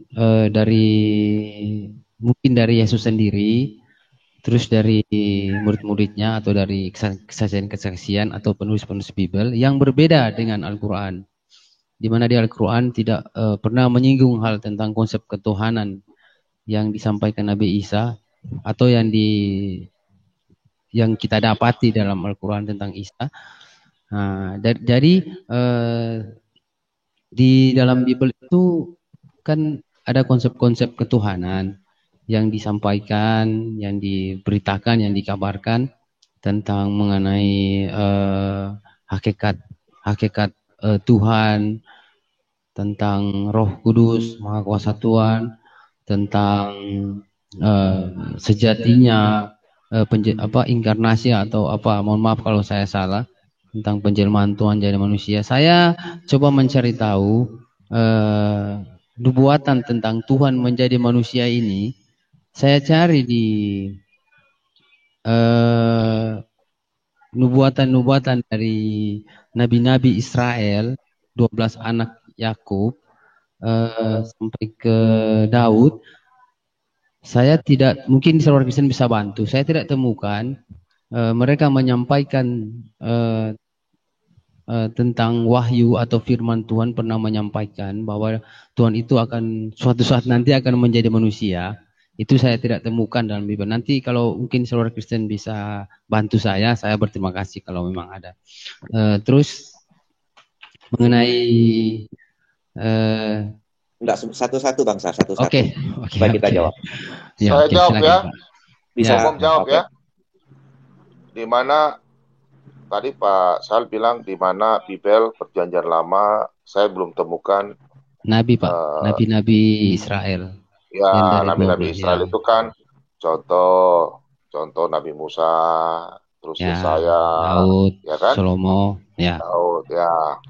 Gini Pak, kalau saya mau cerita dari Nabi Musa, kitab Taurat, Bapak percaya Nabi Musa nggak? Percaya, Pak. Percaya ya? Ya. Jadi Bapak tahu orang ahli Taurat, orang Farisi, Saduki, orang ahli Taurat, tahu nggak? Tahu Pak, taunya dari Bible sih, baca-baca Bible. Ya. Itu kan ahli Taurat, kitab-kitab Perjanjian Lama, itu kitab-kitab Taurat. Tapi saya kalau mau jelaskan nanti panjang lagi. Jadi tadi Bapak pertanyaan, di ayat mana Tuhan katakan Tuhan mau datang dia lahir dalam dunia, kan begitu kan? Sebagai manusia, betul nggak? Iya betul, tapi maksudnya yang disampaikan oleh nabi-nabi Israel ini Pak, turunannya Ishak. Iya, nubuat, kata sampai nubuat. Ke Daud, iya, sampai ke Daud, iya. Saya bukan tidak ada, saya belum temukan. Ya, Bapak coba baca kitab Yesaya, ada kitab situ Pak? Saya pakai website aja Pak. Ya, kitab Yesaya Pak. Yesaya berapa Pak? Ayat. Yesaya 9.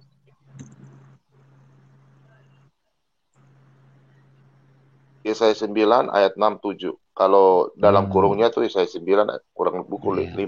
Kurang buka 5 ya. Ya. Coba Bapak baca.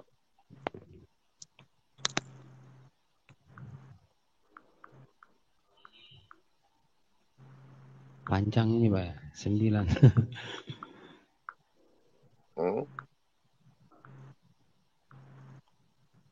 Kalau tentang nubuatan Yesus, kalau saya sudah paham Pak. Artinya saya sudah pernah membacanya. Tapi maksud saya yang mana? Ayat mana? Yang enggak, maksudnya kalau penglihatan saya, nubuatan saya tentang akan ada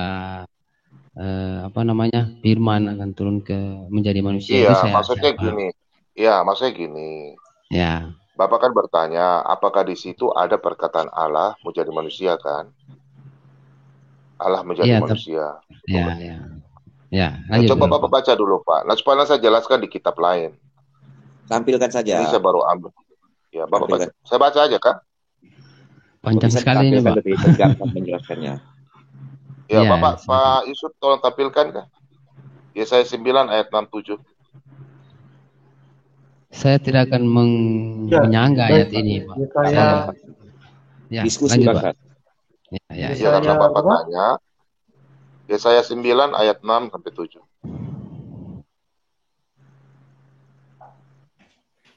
6 sampai 7 sebentar, Pak. Sebenarnya ayat 5, 6. Cuma Aditya ini maunya begitu, jadi kita ikut Aditya aja. Oke, sudah di layar, Pak.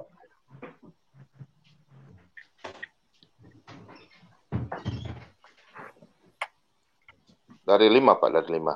Dari 5, Pak. Dari 5. Ya, sebab seorang anak. Ya.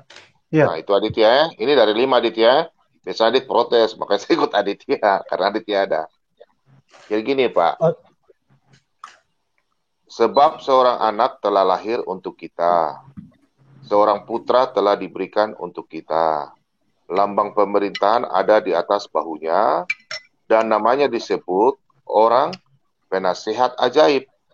Allah yang perkasa. Bapa yang kekal. Raja damai. Besar kekuasaannya dan damai sejahtera tidak akan berkesudahan di atas tahta Daud dan di dalam kerajaannya, karena ia mendasarkan dan mengkokohkannya dengan keadilan dan kebenaran dari sekarang sampai selama-lamanya.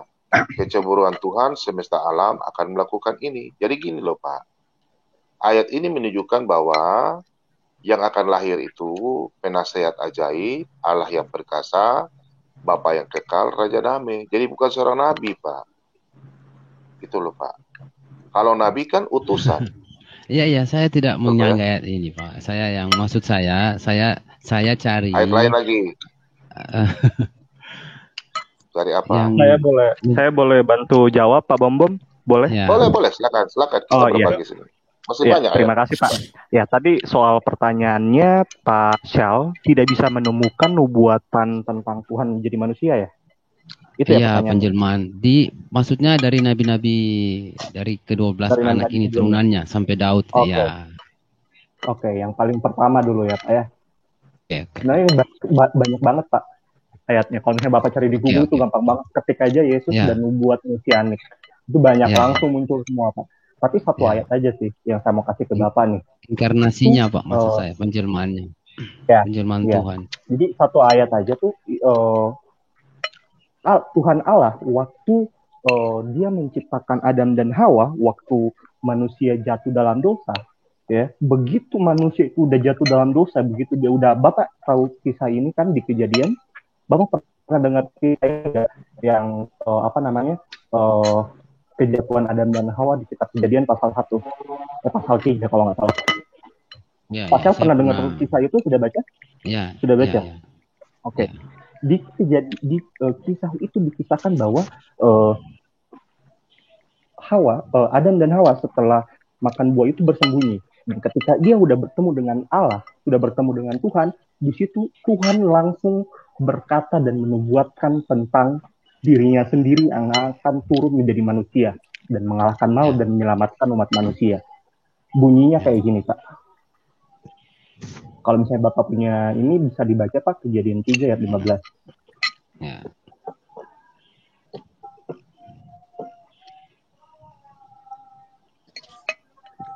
Bacakan aja, Pak.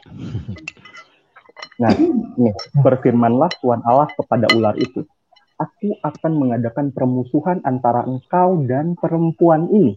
Ingat, fokusnya adalah perempuan ini. Terus baca lagi, antara keturunanmu dan keturunannya. Antara keturunan si ular dan keturunan si perempuan ini. Keturunan si perempuan ini akan meremukkan kepalamu dan engkau akan meremukkan kumitnya. Ini adalah firman dari Allah itu sendiri. Ini Allah sendiri yang berfirman sama Adam dan Hawa. Dan ia langsung menubuatkan bahwa dia merancangkan sebuah karya penyelamatan lewat yang namanya Yesus yang menjelma menjadi manusia. Ini adalah sebuah nubuatan yang rencana penyelamatan terbesar Tuhan kepada umat manusia dan yang langsung dikatakan oleh Tuhan Allah itu sendiri. Di situ dikatakan, perempuan ini antara keturunanmu dan keturunannya akan meremukkan kepalamu, yaitu waktu Yesus bangkit dari kematian dan naik ke surga, dan engkau akan meremukkan tumitnya. Meremukkan tumitnya itu artinya ketika Yesus disalibkan dan mati dalam kerajaan maut. Begitu. Jadi kalau misalnya Bapak bertanya, mana nubuatan tentang Tuhan menjadi manusia, ya ini di Kejadian 3 ayat 15. Begitu Adam dan Hawa jatuh dalam dosa, Tuhan langsung memberikan sebuah janji dan karya penyelamatan bagi umatnya manusia, bagi Pak Syal, bagi Pak Aditya, bagi kita semua yang ada di sini. Gitu ya. Oke Pak. Oke, baik. Dalam rangka penyalatan ya. Ya, silakan Pak Pasal ini Pak Rahayu Putra nih menanggapi. Silakan. Halo, Pak Pendeta Yusuf, Pak Bom. Ya, suara Bapak pelan sekali ya Pak ya. Iya. Shalom Pak semuanya. Shalom Pak Rahayu. Shalom. Pak untuk Pak Kaci, salam sadar, salam waras, salam damai Indonesia Pak Kaci. Saya senang dengan suara Pak Kaci. Mirip sekali dengan ini Kiai Kondang Dais Juta Umat. Ya, suara Pak Kaci itu mirip. Amin. Udah jadi pengikut Yesus Pak Kaci. Pasal saya suka pasal Pak Aditya pasal. Saya suka pasal. Kejujuran Anda saya pegang. Cuma saya berpesan pasal. Dalam berdialog ini Pak Syal, kita tinggalkan ego kita, tapi kita pegang iman kita Pak Syal. Siap. Kalau Pak Syal masih memegang ego Pak Syal, kita tidak akan mendapatkan kebenaran. Sama seperti Pak Aditya. Dan untuk Pak Aditya, saya mau berpesan Pak Aditya, bisa nggak Pak Aditya, udah Pak Aditya amalkan itu? Saya belum selesai. Belum selesai saya tadi. Udah. Saya nggak perlu komentar Anda. Anda sudah terapkan. Anda sudah terapkan Sahih Muslim 311 dan Sahih Muslim 441 itu kepada saudari-saudari, kepada saudari perempuan Anda, kepada maaf dengan segala hormat kepada ibu Anda. Itu aja. Oke Pak Yusuf, terima kasih Pak Yusuf. Saya mau ke RAK dulu Pak Yusuf. Gabung sama teman-teman yang lain. Shalom Pak. Shalom. Belum selesai situ sama saya, jangan lari dulu. Kita selesaikan itu. Tuhan itu kita percaya tuh. Lanjutkan sedikit aja. Gampang Pak, masih banyak yang lain di sini. Pak Aditya. Saya hanya saya tidak mau menyangga ya tentang ayat yang tadi, termasuk Yesaya juga. Saya tidak mau membantah, tapi saya ambil hikmahnya aja, saya ambil pemahamannya aja. Jadi pernyataan Tuhan tentang penyelamatan itu bisa dipahami sebagai bukti ya, pernyataan Tuhan bahwa Tuhan akan oke lah, saya mendengar dan mudah-mudahan saya bisa pahami dan saya pelajari. Terus selanjutnya tentang fenomena ini sekarang yang terjadi. Kemarin saya sudah sampaikan mungkin tentang trennya para murtadin dan mu'alaf ini yang sering membangga-banggakan mantan ini, mantan itu, mantan ini, terus berpindah. Ini saya juga melihat ini jadi semacam tren begitu. Dan kadang kita sendiri juga baik Islam maupun Kristen ikut terlibat di dalam tren ini. Artinya kita juga ikut membanggakan bahwa si ini dari anak kiai, mantan dari pondok ini. Sama juga seperti dalam Islam bahwa si ini mantan pastor. Ini padahal yang perlu kita pahami bahwa setiap seseorang yang menentukan dirinya untuk menyelamatkan dirinya sendiri, itu hak dari seseorang.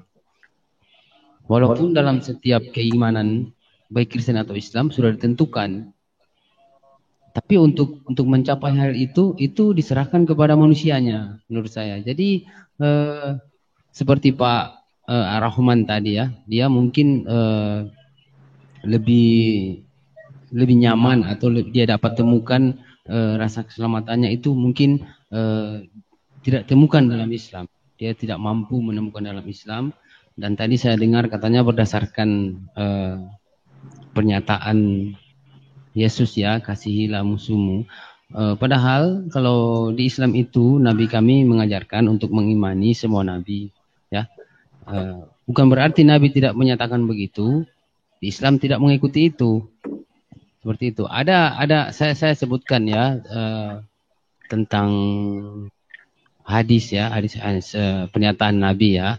Dia memberikan satu statement sabda dari beliau ini begini. Ini dari Abu Hurairah ya. Ini akhir kami. Cintailah orang yang kau cinta dengan sewajarnya. Boleh jadi suatu hari dia menjadi orang yang kau benci. Dan bencilah kepada orang yang kau benci sewajarnya.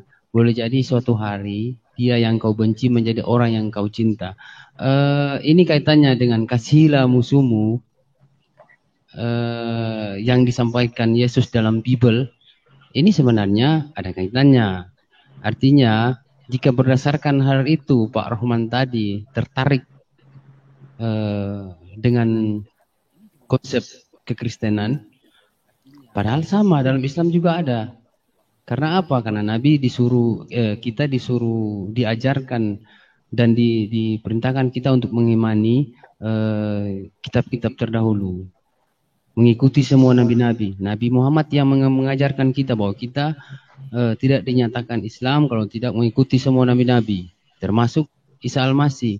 Dalam hadis-hadis Islam ada di mana kisah-kisah Nabi Isa ini yang menyampaikan hal itu. Ini dalam hadis-hadis Islam ya. Bahwa kasihlah musuhmu, kisah-kisah teladan lah istilahnya. Dan kita menemukan itu untuk kita ikuti, untuk kita pelajari.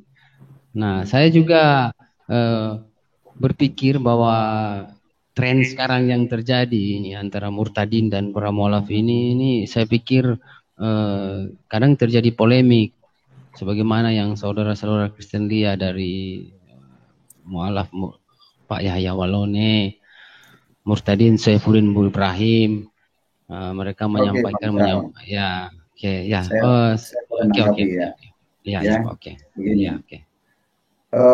saya murtad dari Islam ke Kristen, bukan saya tidak tahu Islam.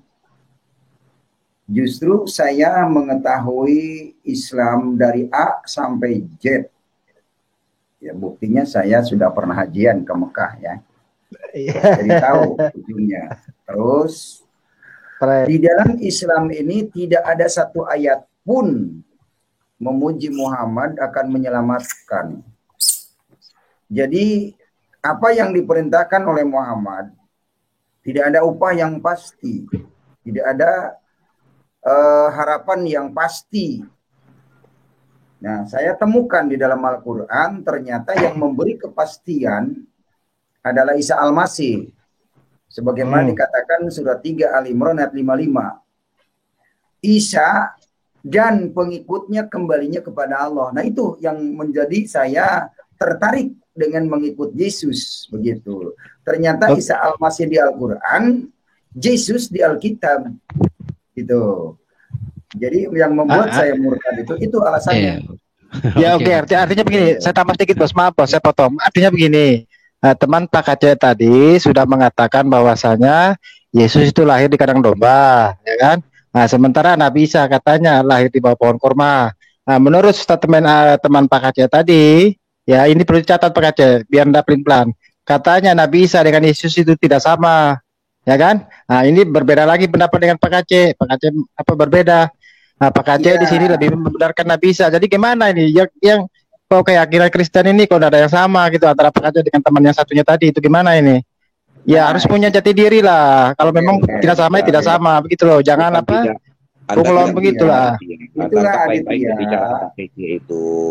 Maksud Pak Kece itu serupa tapi tidak sama gitu loh. Saya aja bisa memahami apa yang diucapkan Pak Kece kok. Iya, makasih. Sebentar. Kalau kami dalam Islam itu jawaban pasti sama semua gitu loh. Kalaupun kami tidak bisa kata siapa banyak beda-bedanya. Jutaan kalau beda-bedanya. Dengar dulu. Itu jutaan. Ini jangan ribut di sini. Kita diskusi teman. Gantian teman.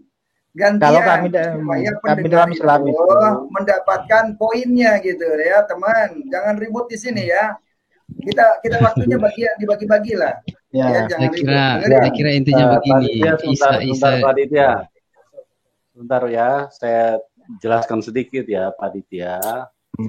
Itu apa Isa Al-Masih yang ada di dalam Al-Quran dengan Tuhan Yesus yang ada di dalam Injil itu pribadi yang sama, cuman yang berbeda ceritanya. Alkitab punya cerita berbeda, betul. Tapi Al-Quran itu punya cerita lain gitu loh.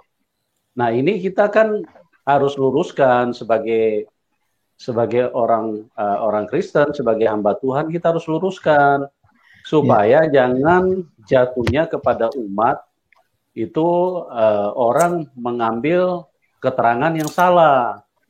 Karena keterangan itu menjadi aneh dan menjadi berbahaya bagi orang yang menerima kalau ternyata keterangannya itu menjadi tidak benar.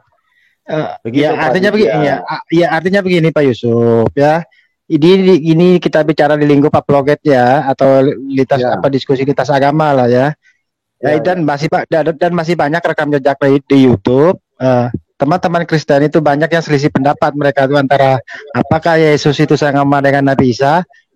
Sebagian mengatakan tidak sama dan sebagian juga mengatakan sama, dan itu rekam jejak di YouTube masih banyak itu. Jadi di sini itu kalaupun sama ya seharusnya orang Kristen itu harus sependapat semua gitu loh, biar tidak ada kepentingan di sini ya kan, terutama dalam dunia project ini loh. Bukan masalah kepentingan Pak Ditya, bukan masalah kepentingan. Tadi saya sudah nyatakan yang apologet itu yang mereka maksudkan bukan tidak sama, itu yang maksudnya yang tidak sama itu ceritanya. Kenapa kok di Al-Quran yang 600 tahun kemudian baru ada, kok bisa ceritanya kok bisa berbeda dengan apa yang ada di dalam Alkitab. Nah ini yang kita harus suarakan, kenapa kok menjadi lain gitu loh. Itu yang kita lagi bicarakan ini, supaya orang itu jangan sampai menerima sesuatu terus kemudian dengan pernyataan yang tidak sesuai dengan kebenarannya. Ini yang kami sedang jelaskan gitu Pak Ditya. Oke Pak KC, silakan Pak, dilanjutkan Pak. Iya, begini ya, saya juga memberikan masukan kepada teman-teman. Ketika seseorang sedang menjelaskan, baik itu dukungan atau sanggahan, saya rasa jangan memotong di tengah-tengah karena klimaknya nggak sampai. Akhirnya kan cerita itu jadi ngawur berantakan kemana-mana. Saya paham teman-teman itu ingin menjelaskan dari Alkitab, tapi percuma kita berbicara kalau tidak ngisi. Kita tahu yang sedang kita beri petunjuk ini orang-orang yang buta secara rohani, yang tidak memahami. Mereka itu menceritakan tentang Allah, tapi mereka tidak mengenal Allahnya sendiri. Nah, kita yang mengenal Tuhan yang benar, kita berkewajiban menjelaskan kepada mereka yang belum mengenal Tuhan yang benar. Kasihan mereka, sudah menuju ke neraka, tapi karena tidak ada yang mengingatkan, maka mereka itu merasa benar di dalam kesalahan, karena doktrin yang sudah disiarkan setiap hari. Salah satu contohnya, orang Islam membanggakan Muhammad bin Abdullah adalah utusan Allah yang akan memberi keselamatan. Sementara Al-Quran sendiri tidak ada ayatnya menyatakan bahwa Muhammad akan menyelamatkan. Ini yang harus disampaikan kepada saudara-saudara kita yang terancam ke neraka. Karena jelas Al-Quran surat 107 Al-Ma'un ayat 4 mengatakan fawailul lil musholin, maka kecelakaanlah bagi orang yang sholat. Itu artinya orang Islam itu tidak satupun yang akan masuk surga.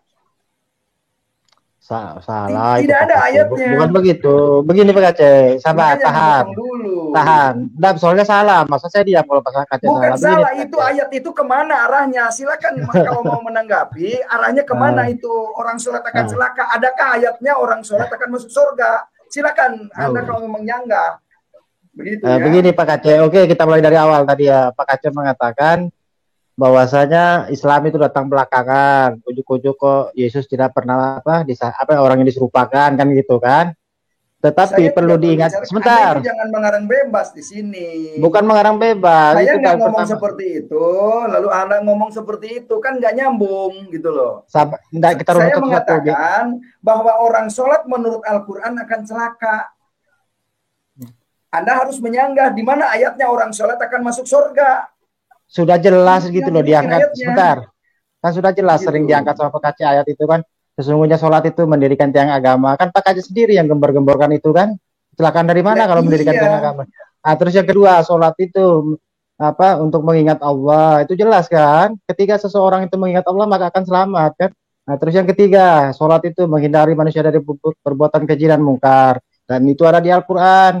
Nah, ketiga. Jadi di mana ayatnya orang mengingat Allah akan selamat? Di mana ayatnya?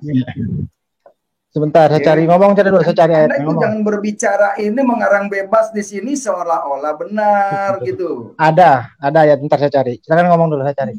Saya cari semua. Saya tambahkan jadi sedikit. Tolong jangan sampai mengarang bebas karena ini ditonton publik ya. Publik ingin mendengar mana nih yang benar. Ya. Jangan yang benar diputar balik, dipelintir-pelintir seolah-olah ini jadi salah gitu loh. Seolah-olah Alkitab salah. Yang jelas nih, Al-Quran tidak mengatakan membenarkan hadis dan fikih. Nah, sementara umat Islam meyakini fikih hadis itu yang benar, gitu loh. Jelas ya? Saya tambahkan sedikit, Bapak ya, mengenai keselamatan ini. Sebentar, Pak. Sebentar. Untuk moderator, saya ambil alih ya, supaya diskusinya teratur, tertata. Satu persatu. Jika yang Kristen atau yang Islam belum selesai bicara, jangan disambung dulu ya. Silakan dilanjutkan. Oke, makasih Bu. Ya. Begini Pak Kece, terkait dengan pernyataan Pak Kece bahwa Nabi Muhammad itu belum tentu menyelamatkan ya, seperti sebagaimana kalau di Bible Yesus menyatakan bahwa pasti akan menyelamatkan ya, seperti itu. Sebenarnya dalam pemahaman setiap agama itu, setiap agama yang saya tahu, manusia ini hanya berusaha untuk selamatkan. Kemana tujuan selamatkan? Artinya berusaha untuk selamat di akhir hayatnya. Kemana kan seperti itu. Tentunya dengan mengikuti perintah-perintah Tuhan dan menjauhi larangan-larangannya. Seperti itu. Jadi kalau dalam Islam perintah-perintah ini disampaikan di Quran, kemudian Nabi juga menyampaikan hal ini. Jadi kita disuruh mengikuti perintah Tuhan, termasuk beribadah, melakukan hal-hal yang baik, terus menjauhi larangannya. Kalau keselamatan yang dijamin memang, saya pikir di Kristen juga seperti itu. Artinya sudah ada jaminan keselamatan, tapi dari manusianya sendiri, apakah bisa selamat, apakah dia mampu mengikuti itu. Sama juga dalam Islam, sudah ada jalan keselamatan ditentukan, tapi dari manusianya, apa mampu bisa enggak untuk selamat. Karena sudah diberikan seperti itu. Saya pikir seperti itu, Pak. Oke, silakan. Saya tambah sedikit lagi ya. Oke, saya tambah sedikit lagi. Tadi kan ayat 9 Aditya. Oke, sebentar dulu, sabar dulu, jangan dipotong. Saya mau selesaikan Pak Kace dulu. Nah, tadi kan Pak Kace itu mana ayatnya dalam Al-Qur'an bahwasanya sholat itu untuk mengingat Allah. Sebenarnya dekat juga ayat itu di yang mendirikan tiang agama itu Pak Kace.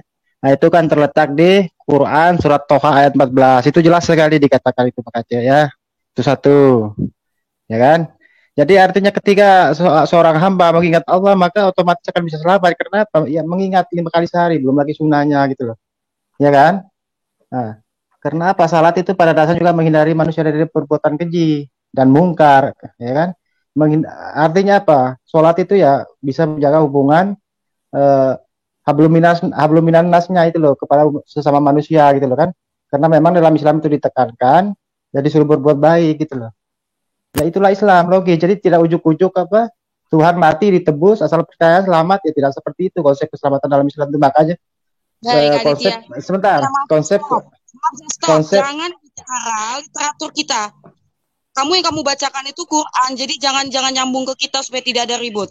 Silakan dilanjutkan Aditya. Ya, itu tadi. Jadi jangan dipaksakan ya konsep keselamatan yang ada dalam Kristen itu dibawa-bawa ke Islam. Karena apa? Jelas konsep keselamatan kita itu berbeda gitu loh. Nah, sementara kita ketahui konsep keselamatan dalam Kristen kan cukup percaya Yesus sebagai Tuhan itu maka akan masuk surga. Itu keyakinan Anda dan saya hargai kan. Tapi dalam Islam tidak seperti itu. Dalam Islam itu keselamatan itu yang memang tidak ada pada Nabi Muhammad, tetapi keselamatan itu ada pada ajaran Nabi Muhammad dan itu ditekankan kepada setiap individu yang memeluk agama Islam itu tadi. Jadi logis di sini kan. Jadi karena apa? Karena memang Al-Quran itu bukan kitab cerita seperti Bible. Al-Quran itu kitab-kitab hukum gitu loh. Harus ada batasan-batasan kita hidup itu bagaimana agar bisa selamat menuju dunia akhirat. Itu aja sih. Udah ya. Udah. Sama Aditya. Kalau Aditya ingin menjelaskan Al-Quran tidak apa-apa, tapi jangan sampai bawa-bawa misalnya Bible cerita-cerita gitu, jangan. Yang Kristen juga dibiasakan jangan seperti itu, ributan. Silakan Pak Aceh. Ya kita cari perbandingan aja Mbak. Jadi Aditya mesti tahu kalau memang Anda pedomannya Al-Quran, ya pakailah Al-Quran dengan baik dan benar. Jangan lari-lari ke kitab lain, karena saya yakin nggak nyambung. Kalau ke Alkitab, ke hadis, ke fikih nggak nyambung itu. Kalau Anda memang berpedoman kepada Al-Quran, pakailah Al-Quran. Jangan sampai kitab lain dijadikan rujukan. Bahkan karangan orang dijadikan rujukan. Nah itu yang membuat orang bingung. Sebenarnya mau arahnya kemana? Ini kita berbicara karena menghadapi hari yang tidak ada batasnya. Akan menghadapi kalau hidup kekal akan kekal hidupnya, kalau mati kekal akan kekal matinya di neraka. Begitu. Walaupun hidup di neraka percuma, sengsara terus. Begitu Aditya. Jadi harus persiapan di dunia ini. Kalau petunjuknya saja sudah salah, alamatnya saja salah, pasti sampai ke sananya juga pasti salah. Ya di dunia itu di petunjuk yang diturunkan oleh Allah katanya Al-Quran. Tapi kalian menyimpang dari Al-Quran merasa benar. Ke hadis, ke fikih, dan sebagainya. Jadi yang harus Anda pegang itu, kalau memang berpedoman ke Quran, Quranlah yang dipakai. Iya, salah. Itu salah. Ya, sebentar. Ya, itu salahnya Pak Aceh. Karena itu akan menyesatkan orang banyak. Gitu loh. Pedoman umat Islam itu bukan Al-Quran, hanya Al-Quran. Gitu, Pak Aceh. Pedoman umat Islam itu Al-Quran dan Sunnah. Itu final, tidak bisa diganggu-gugat gitu loh. Karena apa? Tidak ada di Al-Quran bahwa Allah membenarkan as-sunnah, tidak ada. Jadi itu mah yang mengganda-ganda itu para ustadz aja. Berarti itu masalahnya Pak Aceh, itu otaknya Pak Aceh yang error, bukan kami. Yang benar Aditya, dengerin. Coba Anda baca surat 3 Ali Imran ayat yang ketiga. Coba kitab apa di situ yang dibenarkan oleh Quran, oleh Allah? Sekarang bisa enggak kalau saya ambil sebentar dulu. Saya ambil barometer yang sama. Pak Aceh jangan memakai perjanjian lama, cukup perjanjian baru aja karena itu kitabnya Kristen. Nggak mau juga kan? Aditya, baca dulu surat 3 Ali Imran ayat yang ketiga. Kitab apa yang dibenarkan menurut Quran? Apakah hadis? Apakah sunnah di situ? Pak Aceh itu licik soalnya memaksa orang Islam. Ini harus benar, bukan memaksa. Itu dalilnya gitu loh. Nah, kenapa Pak Aceh memaksa orang Islam itu? Sebentar. Jadi jangan dibiarkan orang yang sedang menyesatkan orang ini. Kenapa Pak Aceh memaksa orang Islam itu tidak boleh percaya hadis?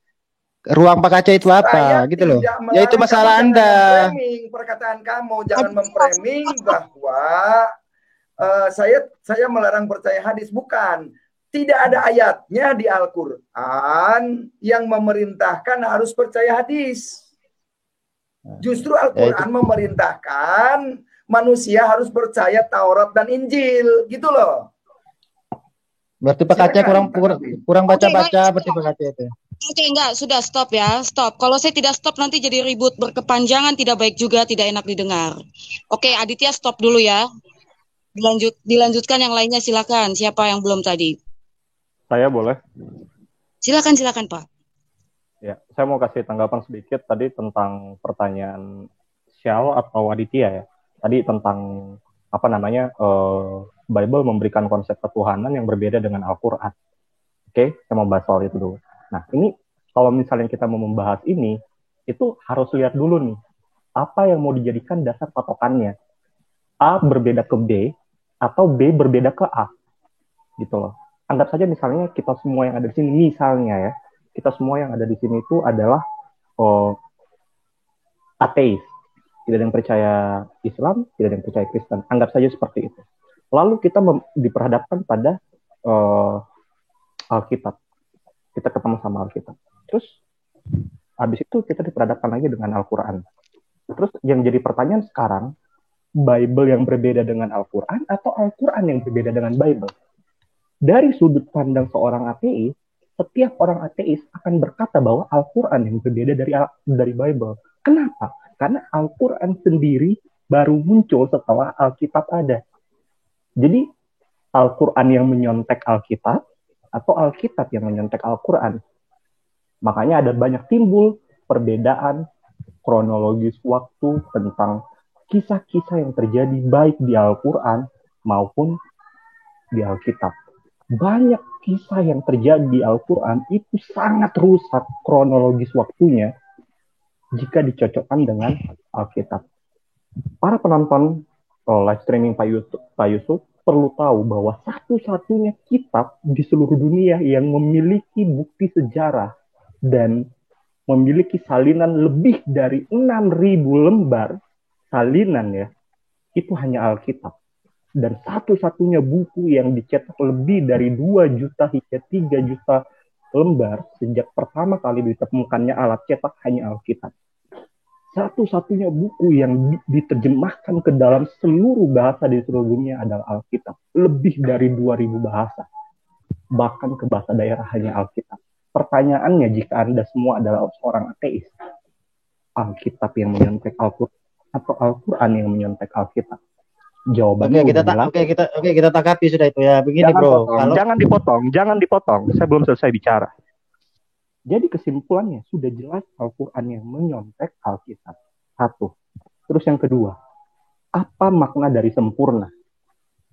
Sempurna menurut KBBI Indonesia artinya lengkap, utuh, tidak bercacat celah.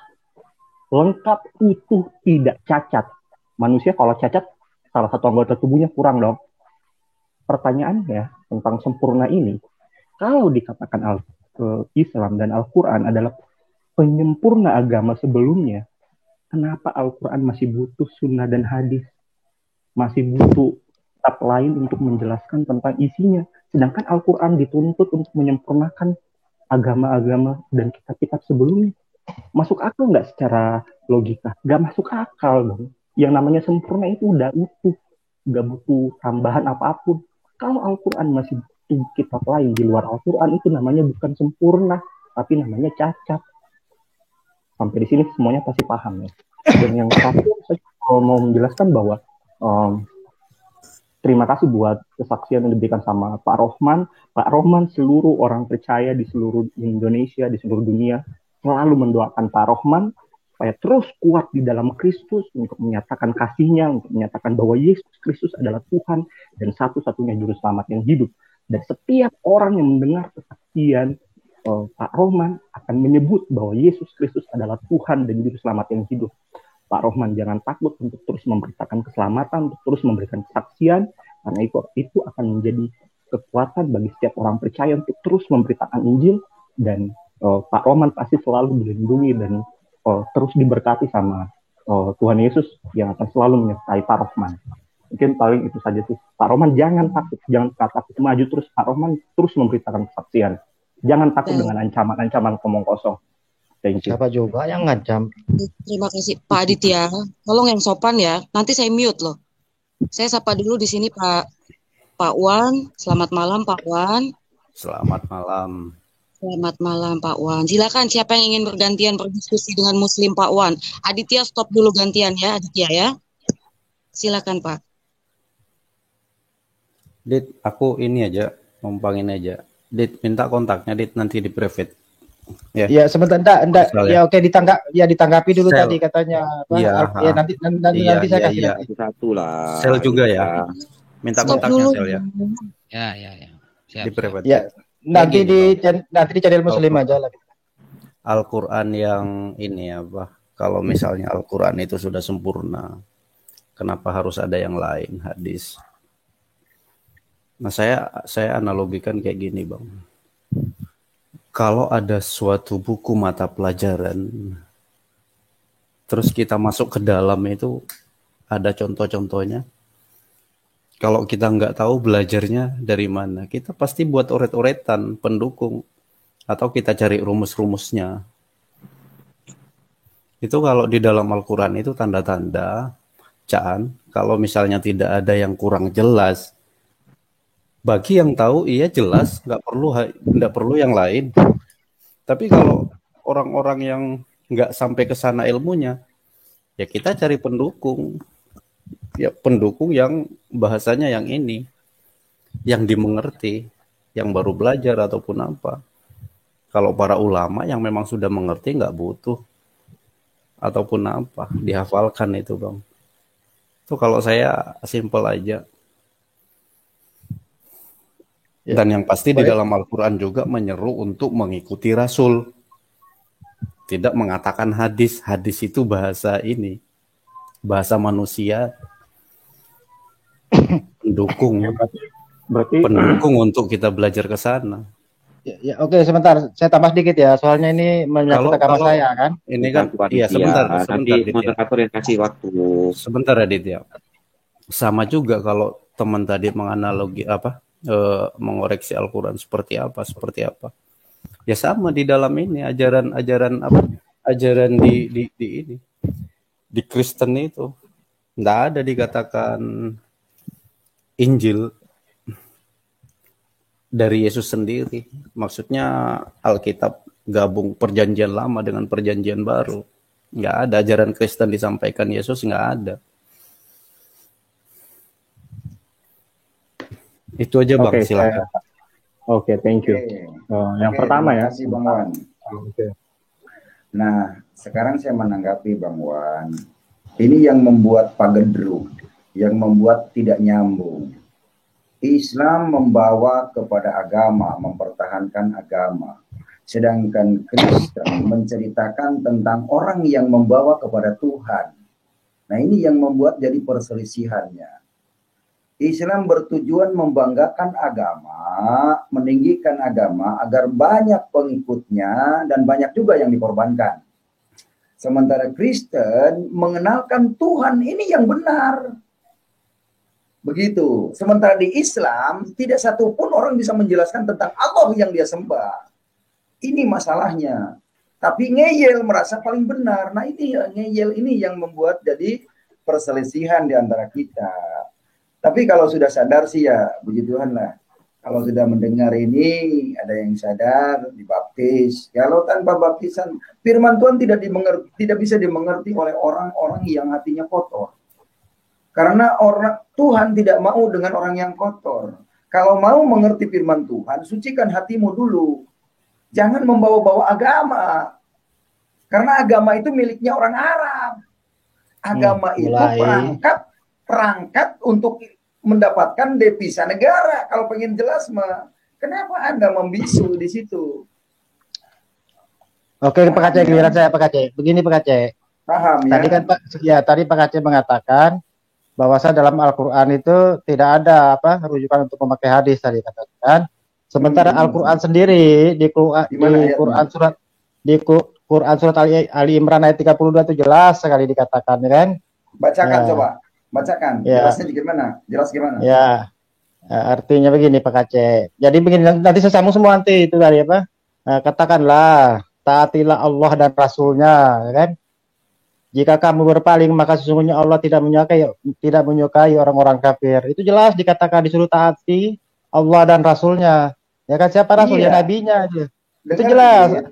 Sementara hadis itu sebentar dulu. Rasul itu banyak. Rasulnya siapa secara spesifik di situ. Nah, makanya ketika Kristen itu menggunakan istilah-istilah Islam seperti Rasul dan Nabi, maka kalian tuh juga harus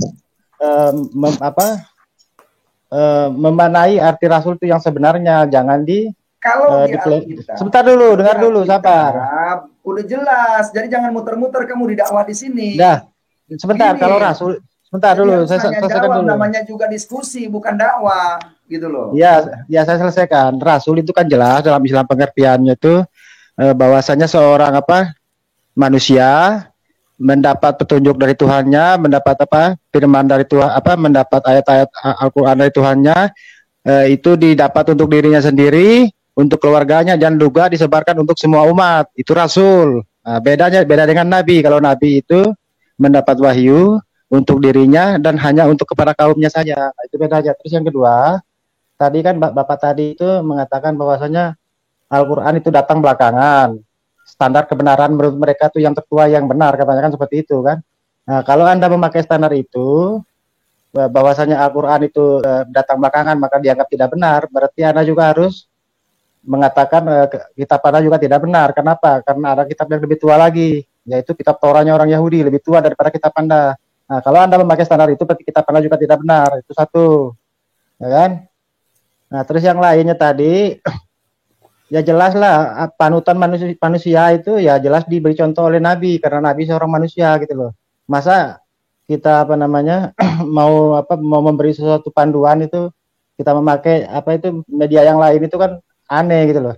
Nah, kalau kita ingin memanggil ayam, ingin mengerti ayam, ya kita harus pakai bahasa ayam gitu loh, ya kan? Seperti itu. Demikian juga itu Nabi. Kitab Taurat itu, kamu jangan bikin fitnah di sini. Kitab Taurat itu sama dengan Perjanjian Lama yang Kristen punya, Dit. Jangan kamu ngarang ya. Bicara jangan ngarang. Ngarang di mana sih? Itu Anda ngarang. Anda katakan tadi kitab Yahudi punya berbeda dengan kitab Kristen punya. Justru kita itu punya nubuat-nubuat nabi-nabi orang Israel dalam kitab Perjanjian Lama. Itulah kitab Taurat. Lebih tua maksud saya itu. Dengar. Kitab Anda saja tidak jelaskan kitab Taurat mana saja. Di Kristen itu kitab Taurat ada 5 kitab. Di kitab Anda hanya bilang kitab Taurat, tidak disebutkan. Anda jangan fitnah di sini, nggak boleh ya? Ya, jadi mungkin maksudnya gini, Pak Dit. Kitab Taurat itu adalah bagian dari Alkitab. Begitu. Jadi kalau misalnya kamu bilang Taurat itu kitab yang lebih tua daripada Alkitab, itu tidak masuk akal. Bagaimana sesuatu yang bagian dari kitab itu, sesuatu yang menjadi bagian dari sesuatu itu, Anda mengatakan berbeda. Ngerti nggak maksud saya? A adalah bagian dari B. Lalu Anda mengatakan A lebih tua daripada B. Itu nggak masuk akal. Gitu loh. Jadi Taurat itu adalah bagian dari Alkitab. Gitu loh. Nah, sekarang begini, yang memegang otoritas kitab Taurat itu kan orang Yahudi kan, Judaism kan. Itu mereka pemilik otoritas. Sebentar dulu. Ngerti kamu nih. Gantian. Sabar dulu. Begini. Nah, pada faktanya mereka juga tidak pernah menganggap Tuhan itu Tuhan itu menjadi manusia, dan tidak ada konsep dalam Judaism itu, dalam kitab Torahnya itu Tuhan menjadi manusia itu tidak ada. Di situ sudah berbeda. Kamu jangan atur kitab kita. Kamu jangan atur. Aditya, kamu sudah dijelaskan tadi dari Pak Bombom, dari Pak Gryffindor, kamu masih saja. Kalau kamu mengimani konsep yang Quran iman, ya kamu jelaskan itu saja. Nanti secara Alkitabiah, secara firman Tuhannya itu nanti dijelaskan oleh Pak Bombom, Pak Kasih, atau Pak Gryffindor, gitu ya, Aditya ya. Silakan Pak Kasih. Oke, terima kasih waktu dan kesempatannya yang diberikan kepada saya. Saya menanggapi Pak Bang Wan dan sekaligus Aditya ya. Jadi Aditya sudah dijelaskan Pak Bombom tadi bahwa tidak boleh kita mengklaim begitu ya. Kalau Anda pakai logika seperti itu, apakah Yahudi juga terima agama Anda? Tidak, ya. Itu bukan konteksnya Aditya, ya. Itu bukan konteksnya. Dalam kekristenan, perjanjian lama, perjanjian baru itu berkesinambungan. Dalam perjanjian lama itu adalah terdiri dari penciptaan, kemudian rencana keselamatan, ya. Nah, kemudian nubuatan tentang kelahiran, ya. Kemudian tentang penyaliban dan kelahiran Tuhan Yesus Kristus, ya. Nah, kemudian Injil dan kisah para rasul dan sebagainya. Itu berkesinambungan. Kita tidak bisa mengklaim, oh ini kitab Anda, ini kitab ini kitab ini. Tidak bisa begitu, ya. Nah, seperti yang dikatakan Bang Wan tadi, ya, bahwa tidak ada. Jangan tidak begitu Bang Wan, ya. Yesus malahan sering mengutip perjanjian lama, ya, paling sering. Karena kapan kita bisa mengetahui bahwa Yesus mengutip perjanjian lama? Ketika Yesus sering berkata begini, seperti tertulis. Artinya apa? Itu artinya Yesus merujuk kepada perjanjian lama. Seperti saya contohkan ya, kamu telah mendengar yang difirmankan kepada nenek moyang kita. Nah, itu artinya apa? Yesus mengutip perjanjian lama, ya. Nah, jangan membunuh. Siapa yang membunuh harus dihukum. Nah, di kitab perjanjian lama atau di hukum Taurat itu diperintahkan jangan membunuh. Nah, tetapi Yesus mengutip itu loh. Jadi itu suatu kesinambungan, ya. Jadi Yesus di situ bukan tidak menggunakan perjanjian lama, ya. Yahudi itu kan suku bangsa ya, semacam bukan agama ya, tapi kalau agama ya kebetulan kita sebut agama Yahudi atau yang dikatakan Aditya tadi apa? Deism ya. Nah, itu kan dalam konteks yang berbeda ya. Jadi nggak bisa kita mengatakan kalau orang ini tidak mengakui ini berarti tidak connect, nggak bisa begitu. Kalau saya tanya kepada Anda mendukung, kayaknya Anda ini ingin membenturkan antara kekristenan dengan Yahudi. Nah, sekarang apakah agama Yahudi menerima pengajaran Anda, menerima Muhammad? Kan tidak. Tapi saya tidak mau mengklaim bahwa Anda tidak menggunakan itu, tidak seperti yang Anda klaimkan kepada kami, tidak ya. Tapi ini sebagai suatu perbandingan saja, tidak bisa itu digunakan sebagai logika yang masuk akal begitu ya. Nah, tadi sudah jelas seperti Bang Wan tadi mengatakan bahwa itu tidak ada connect-nya, itu sangat connect ya. Yesus Kristus itu paling sering mengutip perjanjian lama, bahkan mengutip Yesaya, kemudian dibilang akulah dia. Nah, siapa akulah dia? Yesus itu mengutip di Yesaya. Ya, coba nanti kalau kita baca Yesaya 43 ayat 13 dan ayat 35. Itu akulah dia, Tuhan bilang akulah dia sebagai penebus. Siapa penebus? Ya kan? Kemudian Yesus konfirmasi lagi di Yohanes 8 ayat 24, akulah dia. Nah, akulah dia itu akulah dia connect ya. Akulah dia yang dikatakan Tuhan Yehova di Yesaya itu merujuk dikonfirmasi oleh Tuhan Yesus Kristus bahwa itulah dia gitu yang menyatakan diri. Nah, sehubungan dengan pertanyaan Aditya tadi bahwa tidak dapat dilihat. Aditya sedikit agak keliru memahami ayat itu Aditya ya. Kalau kita baca baik-baik ayat itu Aditya ya, hanya anak manusia yang menyatakan. Anda kayaknya Aditya agak keliru sedikit memahami menyatakan di situ. Menyatakan di situ bukan berarti yang ngomong loh Aditya. Menyatakan kan kita lihat konteks di situ ya, tidak seorang pun yang dapat melihat Allah ya selain anak Allah yang menyatakannya. Artinya apa? Artinya Tuhan ya Allah dapat dilihat dalam diri Yesus Kristus, dia yang menyatakannya gitu loh. Konteksnya begitu. Nah, kemudian dalam perjanjian lama Yesus Kristus sudah menyatakan dirinya yang kemarin juga pernah kita bahas ya. Nah, siapa dia? Nah, makanya kalau kita konekkan lagi di Yesaya tadi, akulah dia. Yesus juga konfirmasi di Yohanes 8 ayat 24, akulah dia. Ya.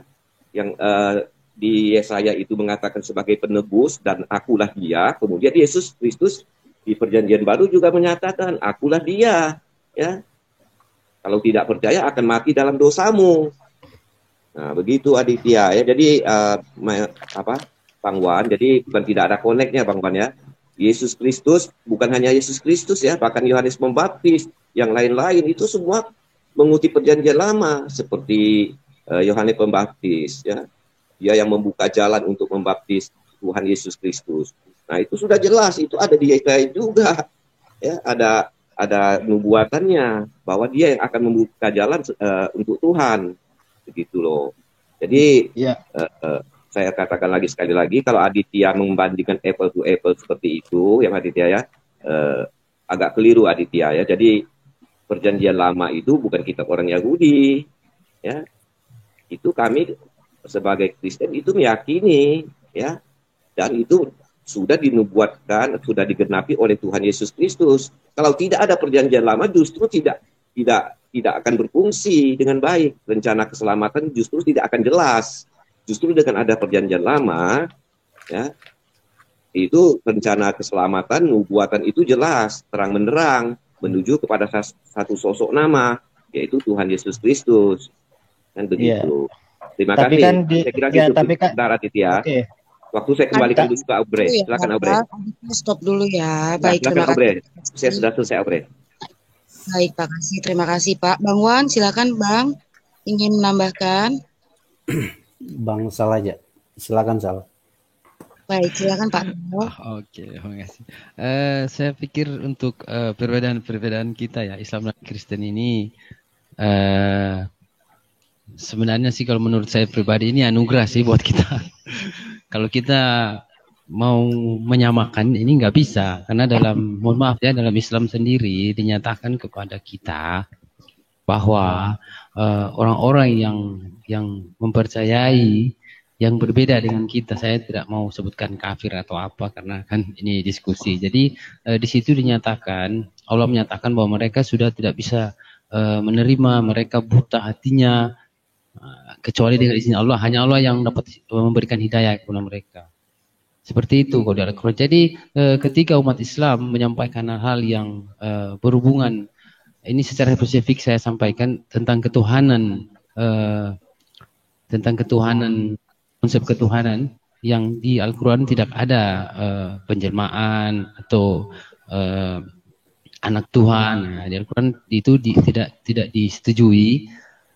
Terus ada umat Islam mau menyampaikan hal ini kepada umat Kristen, saya kira ini tidak akan selesai kecuali Tuhan sendiri yang nanti selesaikan. Artinya kita hanya menghendaki jika saudara-saudara Kristen ini bisa memahami, dan saya kira sebaliknya juga, karena masing-masing punya kekuatan iman masing-masing. Jadi kita hanya mungkin menyampaikan. Dan di Al-Quran juga tidak ada pernyataan bahwa harus memaksa. Ketika kita menyampaikan ini kita harus terus memaksa, maksudnya itu harus ikuti kita, nggak ada seperti itu ya di Al-Quran. Jadi kita hanya menyampaikan apa yang disampaikan ke kita dalam Quran berkaitan dengan konsep-konsep ketuhanan selain Islam yang monoteis, yang tauhid ya. Kita coba menyampaikan kepada umat manusia tentang konsep ini. Siapa tahu dari umat-umat lain bisa memahaminya. Nah, itu juga kita sudah berterima kasih ya. Jadi untuk memaksa terus istilahnya untuk menyampaikan hal terus, untuk mengharapkan yang target kita itu untuk menerima apa yang kita sampaikan, ini kehendak Tuhan. Ini nanti itu urusan Tuhan. Kita hanya cukup menyampaikan, dan perbedaan ini akan terus ada. Karena itu mungkin anugerah jadi ilmu buat kita semua. Saya kira mungkin Bang Wan bisa tambahkan. Oke, Bu Andre. Oke, saya nanggapin ini Bang Sal ya. Memang benar ini perselisihan memang sudah dari zaman dulu. Karena sebagaimana yang dikatakan Bang Sal tadi, memang orang sudah buta, ditunjuk-tunjuki juga nggak ngerti. Contoh, saya sudah menunjukkan bahwa orang yang kembalinya kepada Allah menurut Al-Quran, ini kan saya menunjukkan ya. Surat 3 Al-Imran ayat 55 jelas itu Isa Al-Masih bukan Muhammad. Nah, karena orang buta, Aditya ini kan orangnya matanya buta lah rohaninya. Modal jangan menyerang pribadi, Pak. Muhammad begitu. Jangan menyerang pribadi, Pak. Tidak ada di Al-Qur'an. Modal itu aja ngecek. Iya. Tidak ada Muhammad. Jadi jangan sampai yang tidak ada di Al-Qur'an diada-adakan seolah-olah benar gitu loh. Jelas ya? Baik, terima kasih. Bisa. Oke, silakan Pak Bom Bom. Abre, kasih waktu kesempatan Aditya tuh. Dia mau nyanggah apa tadi? Tar. Ya, oke. Saya tambah sedikit. Sebentar, saya tambah sedikit dulu. Ya. Nah, betul, oke. Sebentar Mbak Abre, sabar. Ya, oke begini. Habis Pak Aditya ke Pak Bom Bom ya. Bom Bom dulu. Baik. Pak kasih ya. Ya, jadi gini, kalau saya tidak ada di jalur ini, Aditya punya bahasa itu ada 2 yang saya sudah simpan. Kalau saya tidak ada gabung di sini, saya belum masuk, Aditya selalu katakan ini. Yesus hanya menyelamatkan bangsa Israel. Anda tidak. Itu pertama. Ini Aditya selalu bicara begini nih. Makanya saya mau tanya dia nih. Yang kedua, Aditya harus pahami, ya. Perjanjian lama, mulai dari kitab Taurat sampai Sabur, sampai di kitab Maliaki, itu isinya nggak ada yang berubah dengan kitab orang Yahudi, ya. Mazmur Daud, Zakaria, Daniel, Mika, Yesaya, ya, Esther, Rut, ya, Nahum, Maliaki, Ratapan, ya, Amsal. Itu semua nggak ada yang berbeda, ya. Yang dipertanyakan itu kalau ada kitab yang berbeda, baru Anda protes. Ya, Aditya ya, itu saya ingatkan buat saudara. Kalau saudara tidak memahami Alkitabnya orang, Anda jangan memberikan kesimpulan.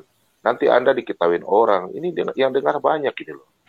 Yang kedua, Anda katakan bahwa Yesus hanya menyelamatkan bangsa Israel. Saya tanya buat Anda jawab sebentar saja. Ayatnya di mana? Oke, saya rasa Anda tidak dengar omongan saya tadi. Siapa bilang Yesus menyelamatkan orang Israel? Dengar dulu ya, sebelum Anda itu menghakimi saya. Putar rekaman. Jangan potong dulu. Putar rekaman, semua dengar. Anda berkata bahwa Yesus hanya menyelamatkan bangsa Israel. Saya sudah rekam, Anda punya bahasa.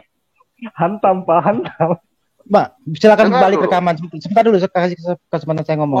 Sudah malam ini. Iya, makanya saya tanya, pertanyaan saya, Anda katakan diskusi bahwa sama orang satu ini kok. Dit, saya pamit Dit ya. Saya pamit teman-teman semua ya dulu ya. Ya, Bang Wan. Kontak saya di private chat. Itu kontak saya di private chat. Oh iya, oke. Bang Wan. Bang Wan, selamat hari Lebaran ya. Oke. Selamat hari Lebaran ya. Bang Wan, ya, selamat malam semuanya. Ya, Bang Wan. Ini saya belum ngomong ini tadi sebentar. Ini Pak Bom ini tadi ketika saya itu mengatakan kitab Taurat milik umat Yahudi, dia protes kan. Ketika Pak Aceh itu mengatakan orang Islam itu tidak boleh memakai hadis, kok Anda diam aja gitu. Sementara rujukan orang Islam itu Al-Qur'an dan hadis. Di sini sebentar, jangan dipotong dulu. Situ itu bisa diskusi apa enggak sih? Loh, katanya pintar. Maksud saya begini. Enggak ada maksud itu. Adi itu sudah ya. Standar ganda itu enggak bisa. Loh, Anda katakan orang Kristen kenapa mengambil kitab Yahudi? Orang yang berarti kitab Yahudi itu lebih benar, lebih tua kan? Menyalahkan tidak. Kamu dengar, kitabnya orang Yahudi justru kita lengkap. Ada terdapat dalam Alkitab. Pertanyaan saya, Anda punya kitab Yahudi, ada di Anda enggak? Kan enggak ada. Kitab orang Yahudi itu, kitab Taurat, Sabur, itu ada dalam perjanjian lama. Ya, seperti Pak Kasih Karunia tadi saya sampaikan. Nah, yang kedua, Anda selama ini saya dengar ya, sebelum saya masuk di channelnya Pak Yusuf Penupulu, Anda selalu tuh menyerang orang Kristen bilang, Yesus tidak menyelamatkan Anda kok, hanya kepada bangsa Israel. Pertanyaan saya satu, Anda bertanya dengan dalil, Anda harus pertanggungjawaban. Nanti saya akan jawab. Di mana ayatnya bahwa Yesus hanya menyelamatkan bangsa Israel? Monggo. Nah, orang ini itu jeli kalau membela kitabnya sendiri gitu loh, ya kan? Sebentar dulu, ketika saya, harus. Sebentar dulu, sabar. Sebentar dulu. Ketika saya mengatakan, mana? Aduh, bagaimana saya mau ngomong ini? Ketika saya mengatakan konsep ketuhanan orang Kristen tidak menyelamatkan. Anda langsung teriak-teriak. Tapi ketika Pak Aceh mengatakan tidak ada keselamatan dalam Islam, kok Anda diam-diam aja gitu loh. Iya kan? Unik itu bro, itu unik. Maka ngacak dulu. Sebentar, ngacak dulu sebelum mengeluarkan statement itu. Apakah Anda itu sudah benar?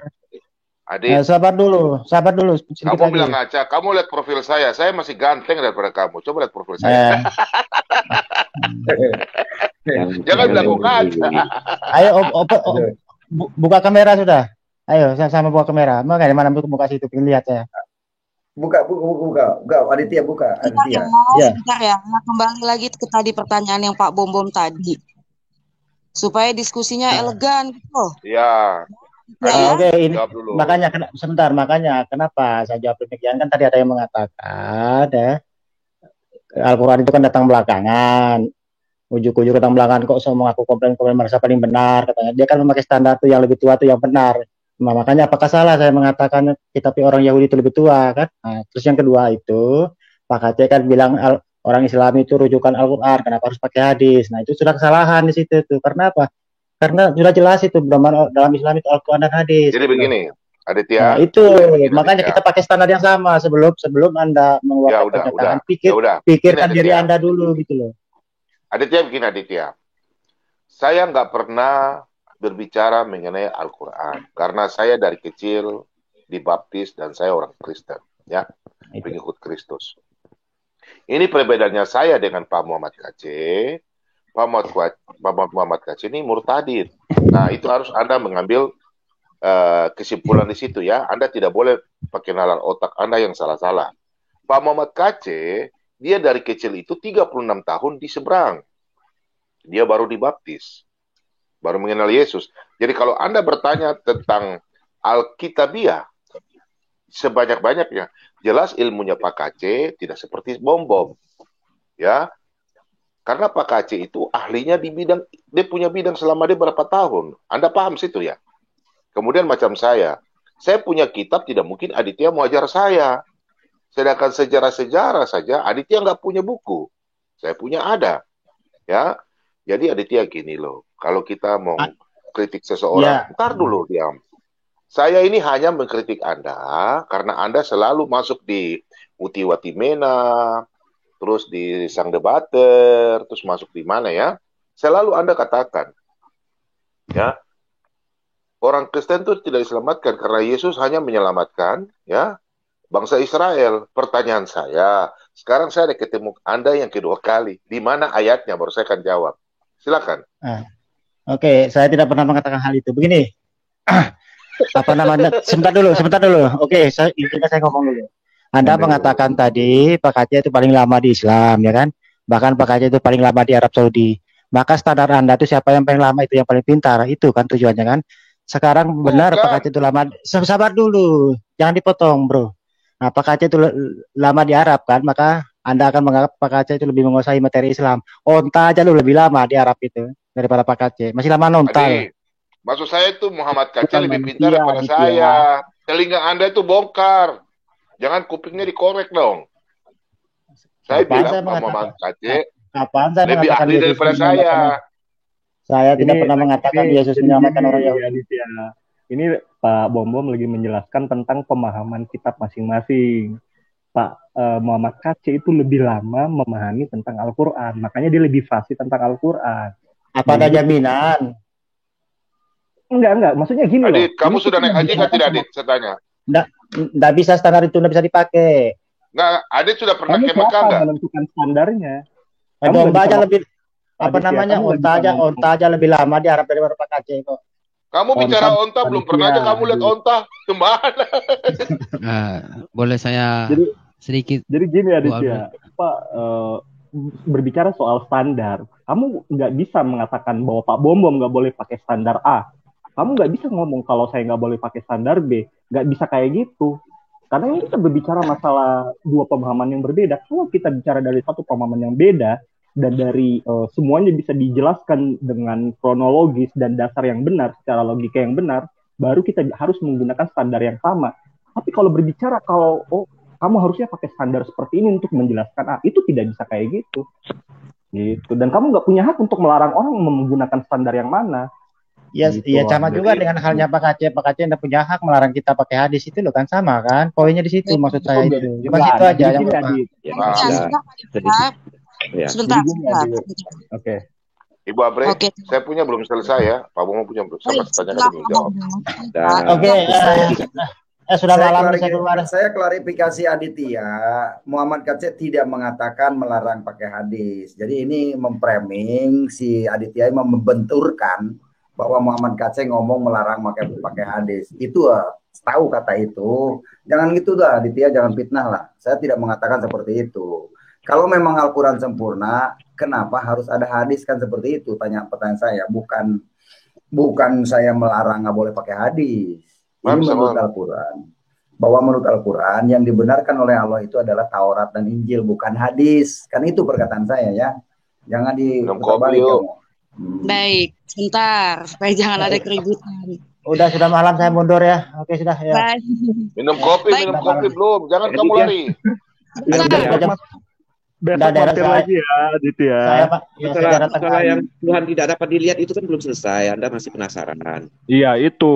Bahas dong itu. Nah, sebentar nanti. Belum selesai. Apa yang masih belum Aditya pahami? Masih ingin melanjutkan atau bagaimana Pak Aditya? Nah, tergantung udah malam. Baik. Tapi Aditya sudah puas dengan jawaban saya ya. Jadi saya ulangi Aditya ya, supaya kamu puas. Sebentar dulu sebelum saya keluar. Ya, saya mau kasih salam dulu sebelum saya keluar ya. Begini. Tolong dipelajari Keluaran 33. Keluaran 33 ayat 20. Itu jelas itu bunyinya. Keluaran 33 ayat 20. 33 itu jelas. Ya. Aditya baik hati orangnya, mengajar kami untuk lebih memahami Alkitab. Terima kasih Aditya.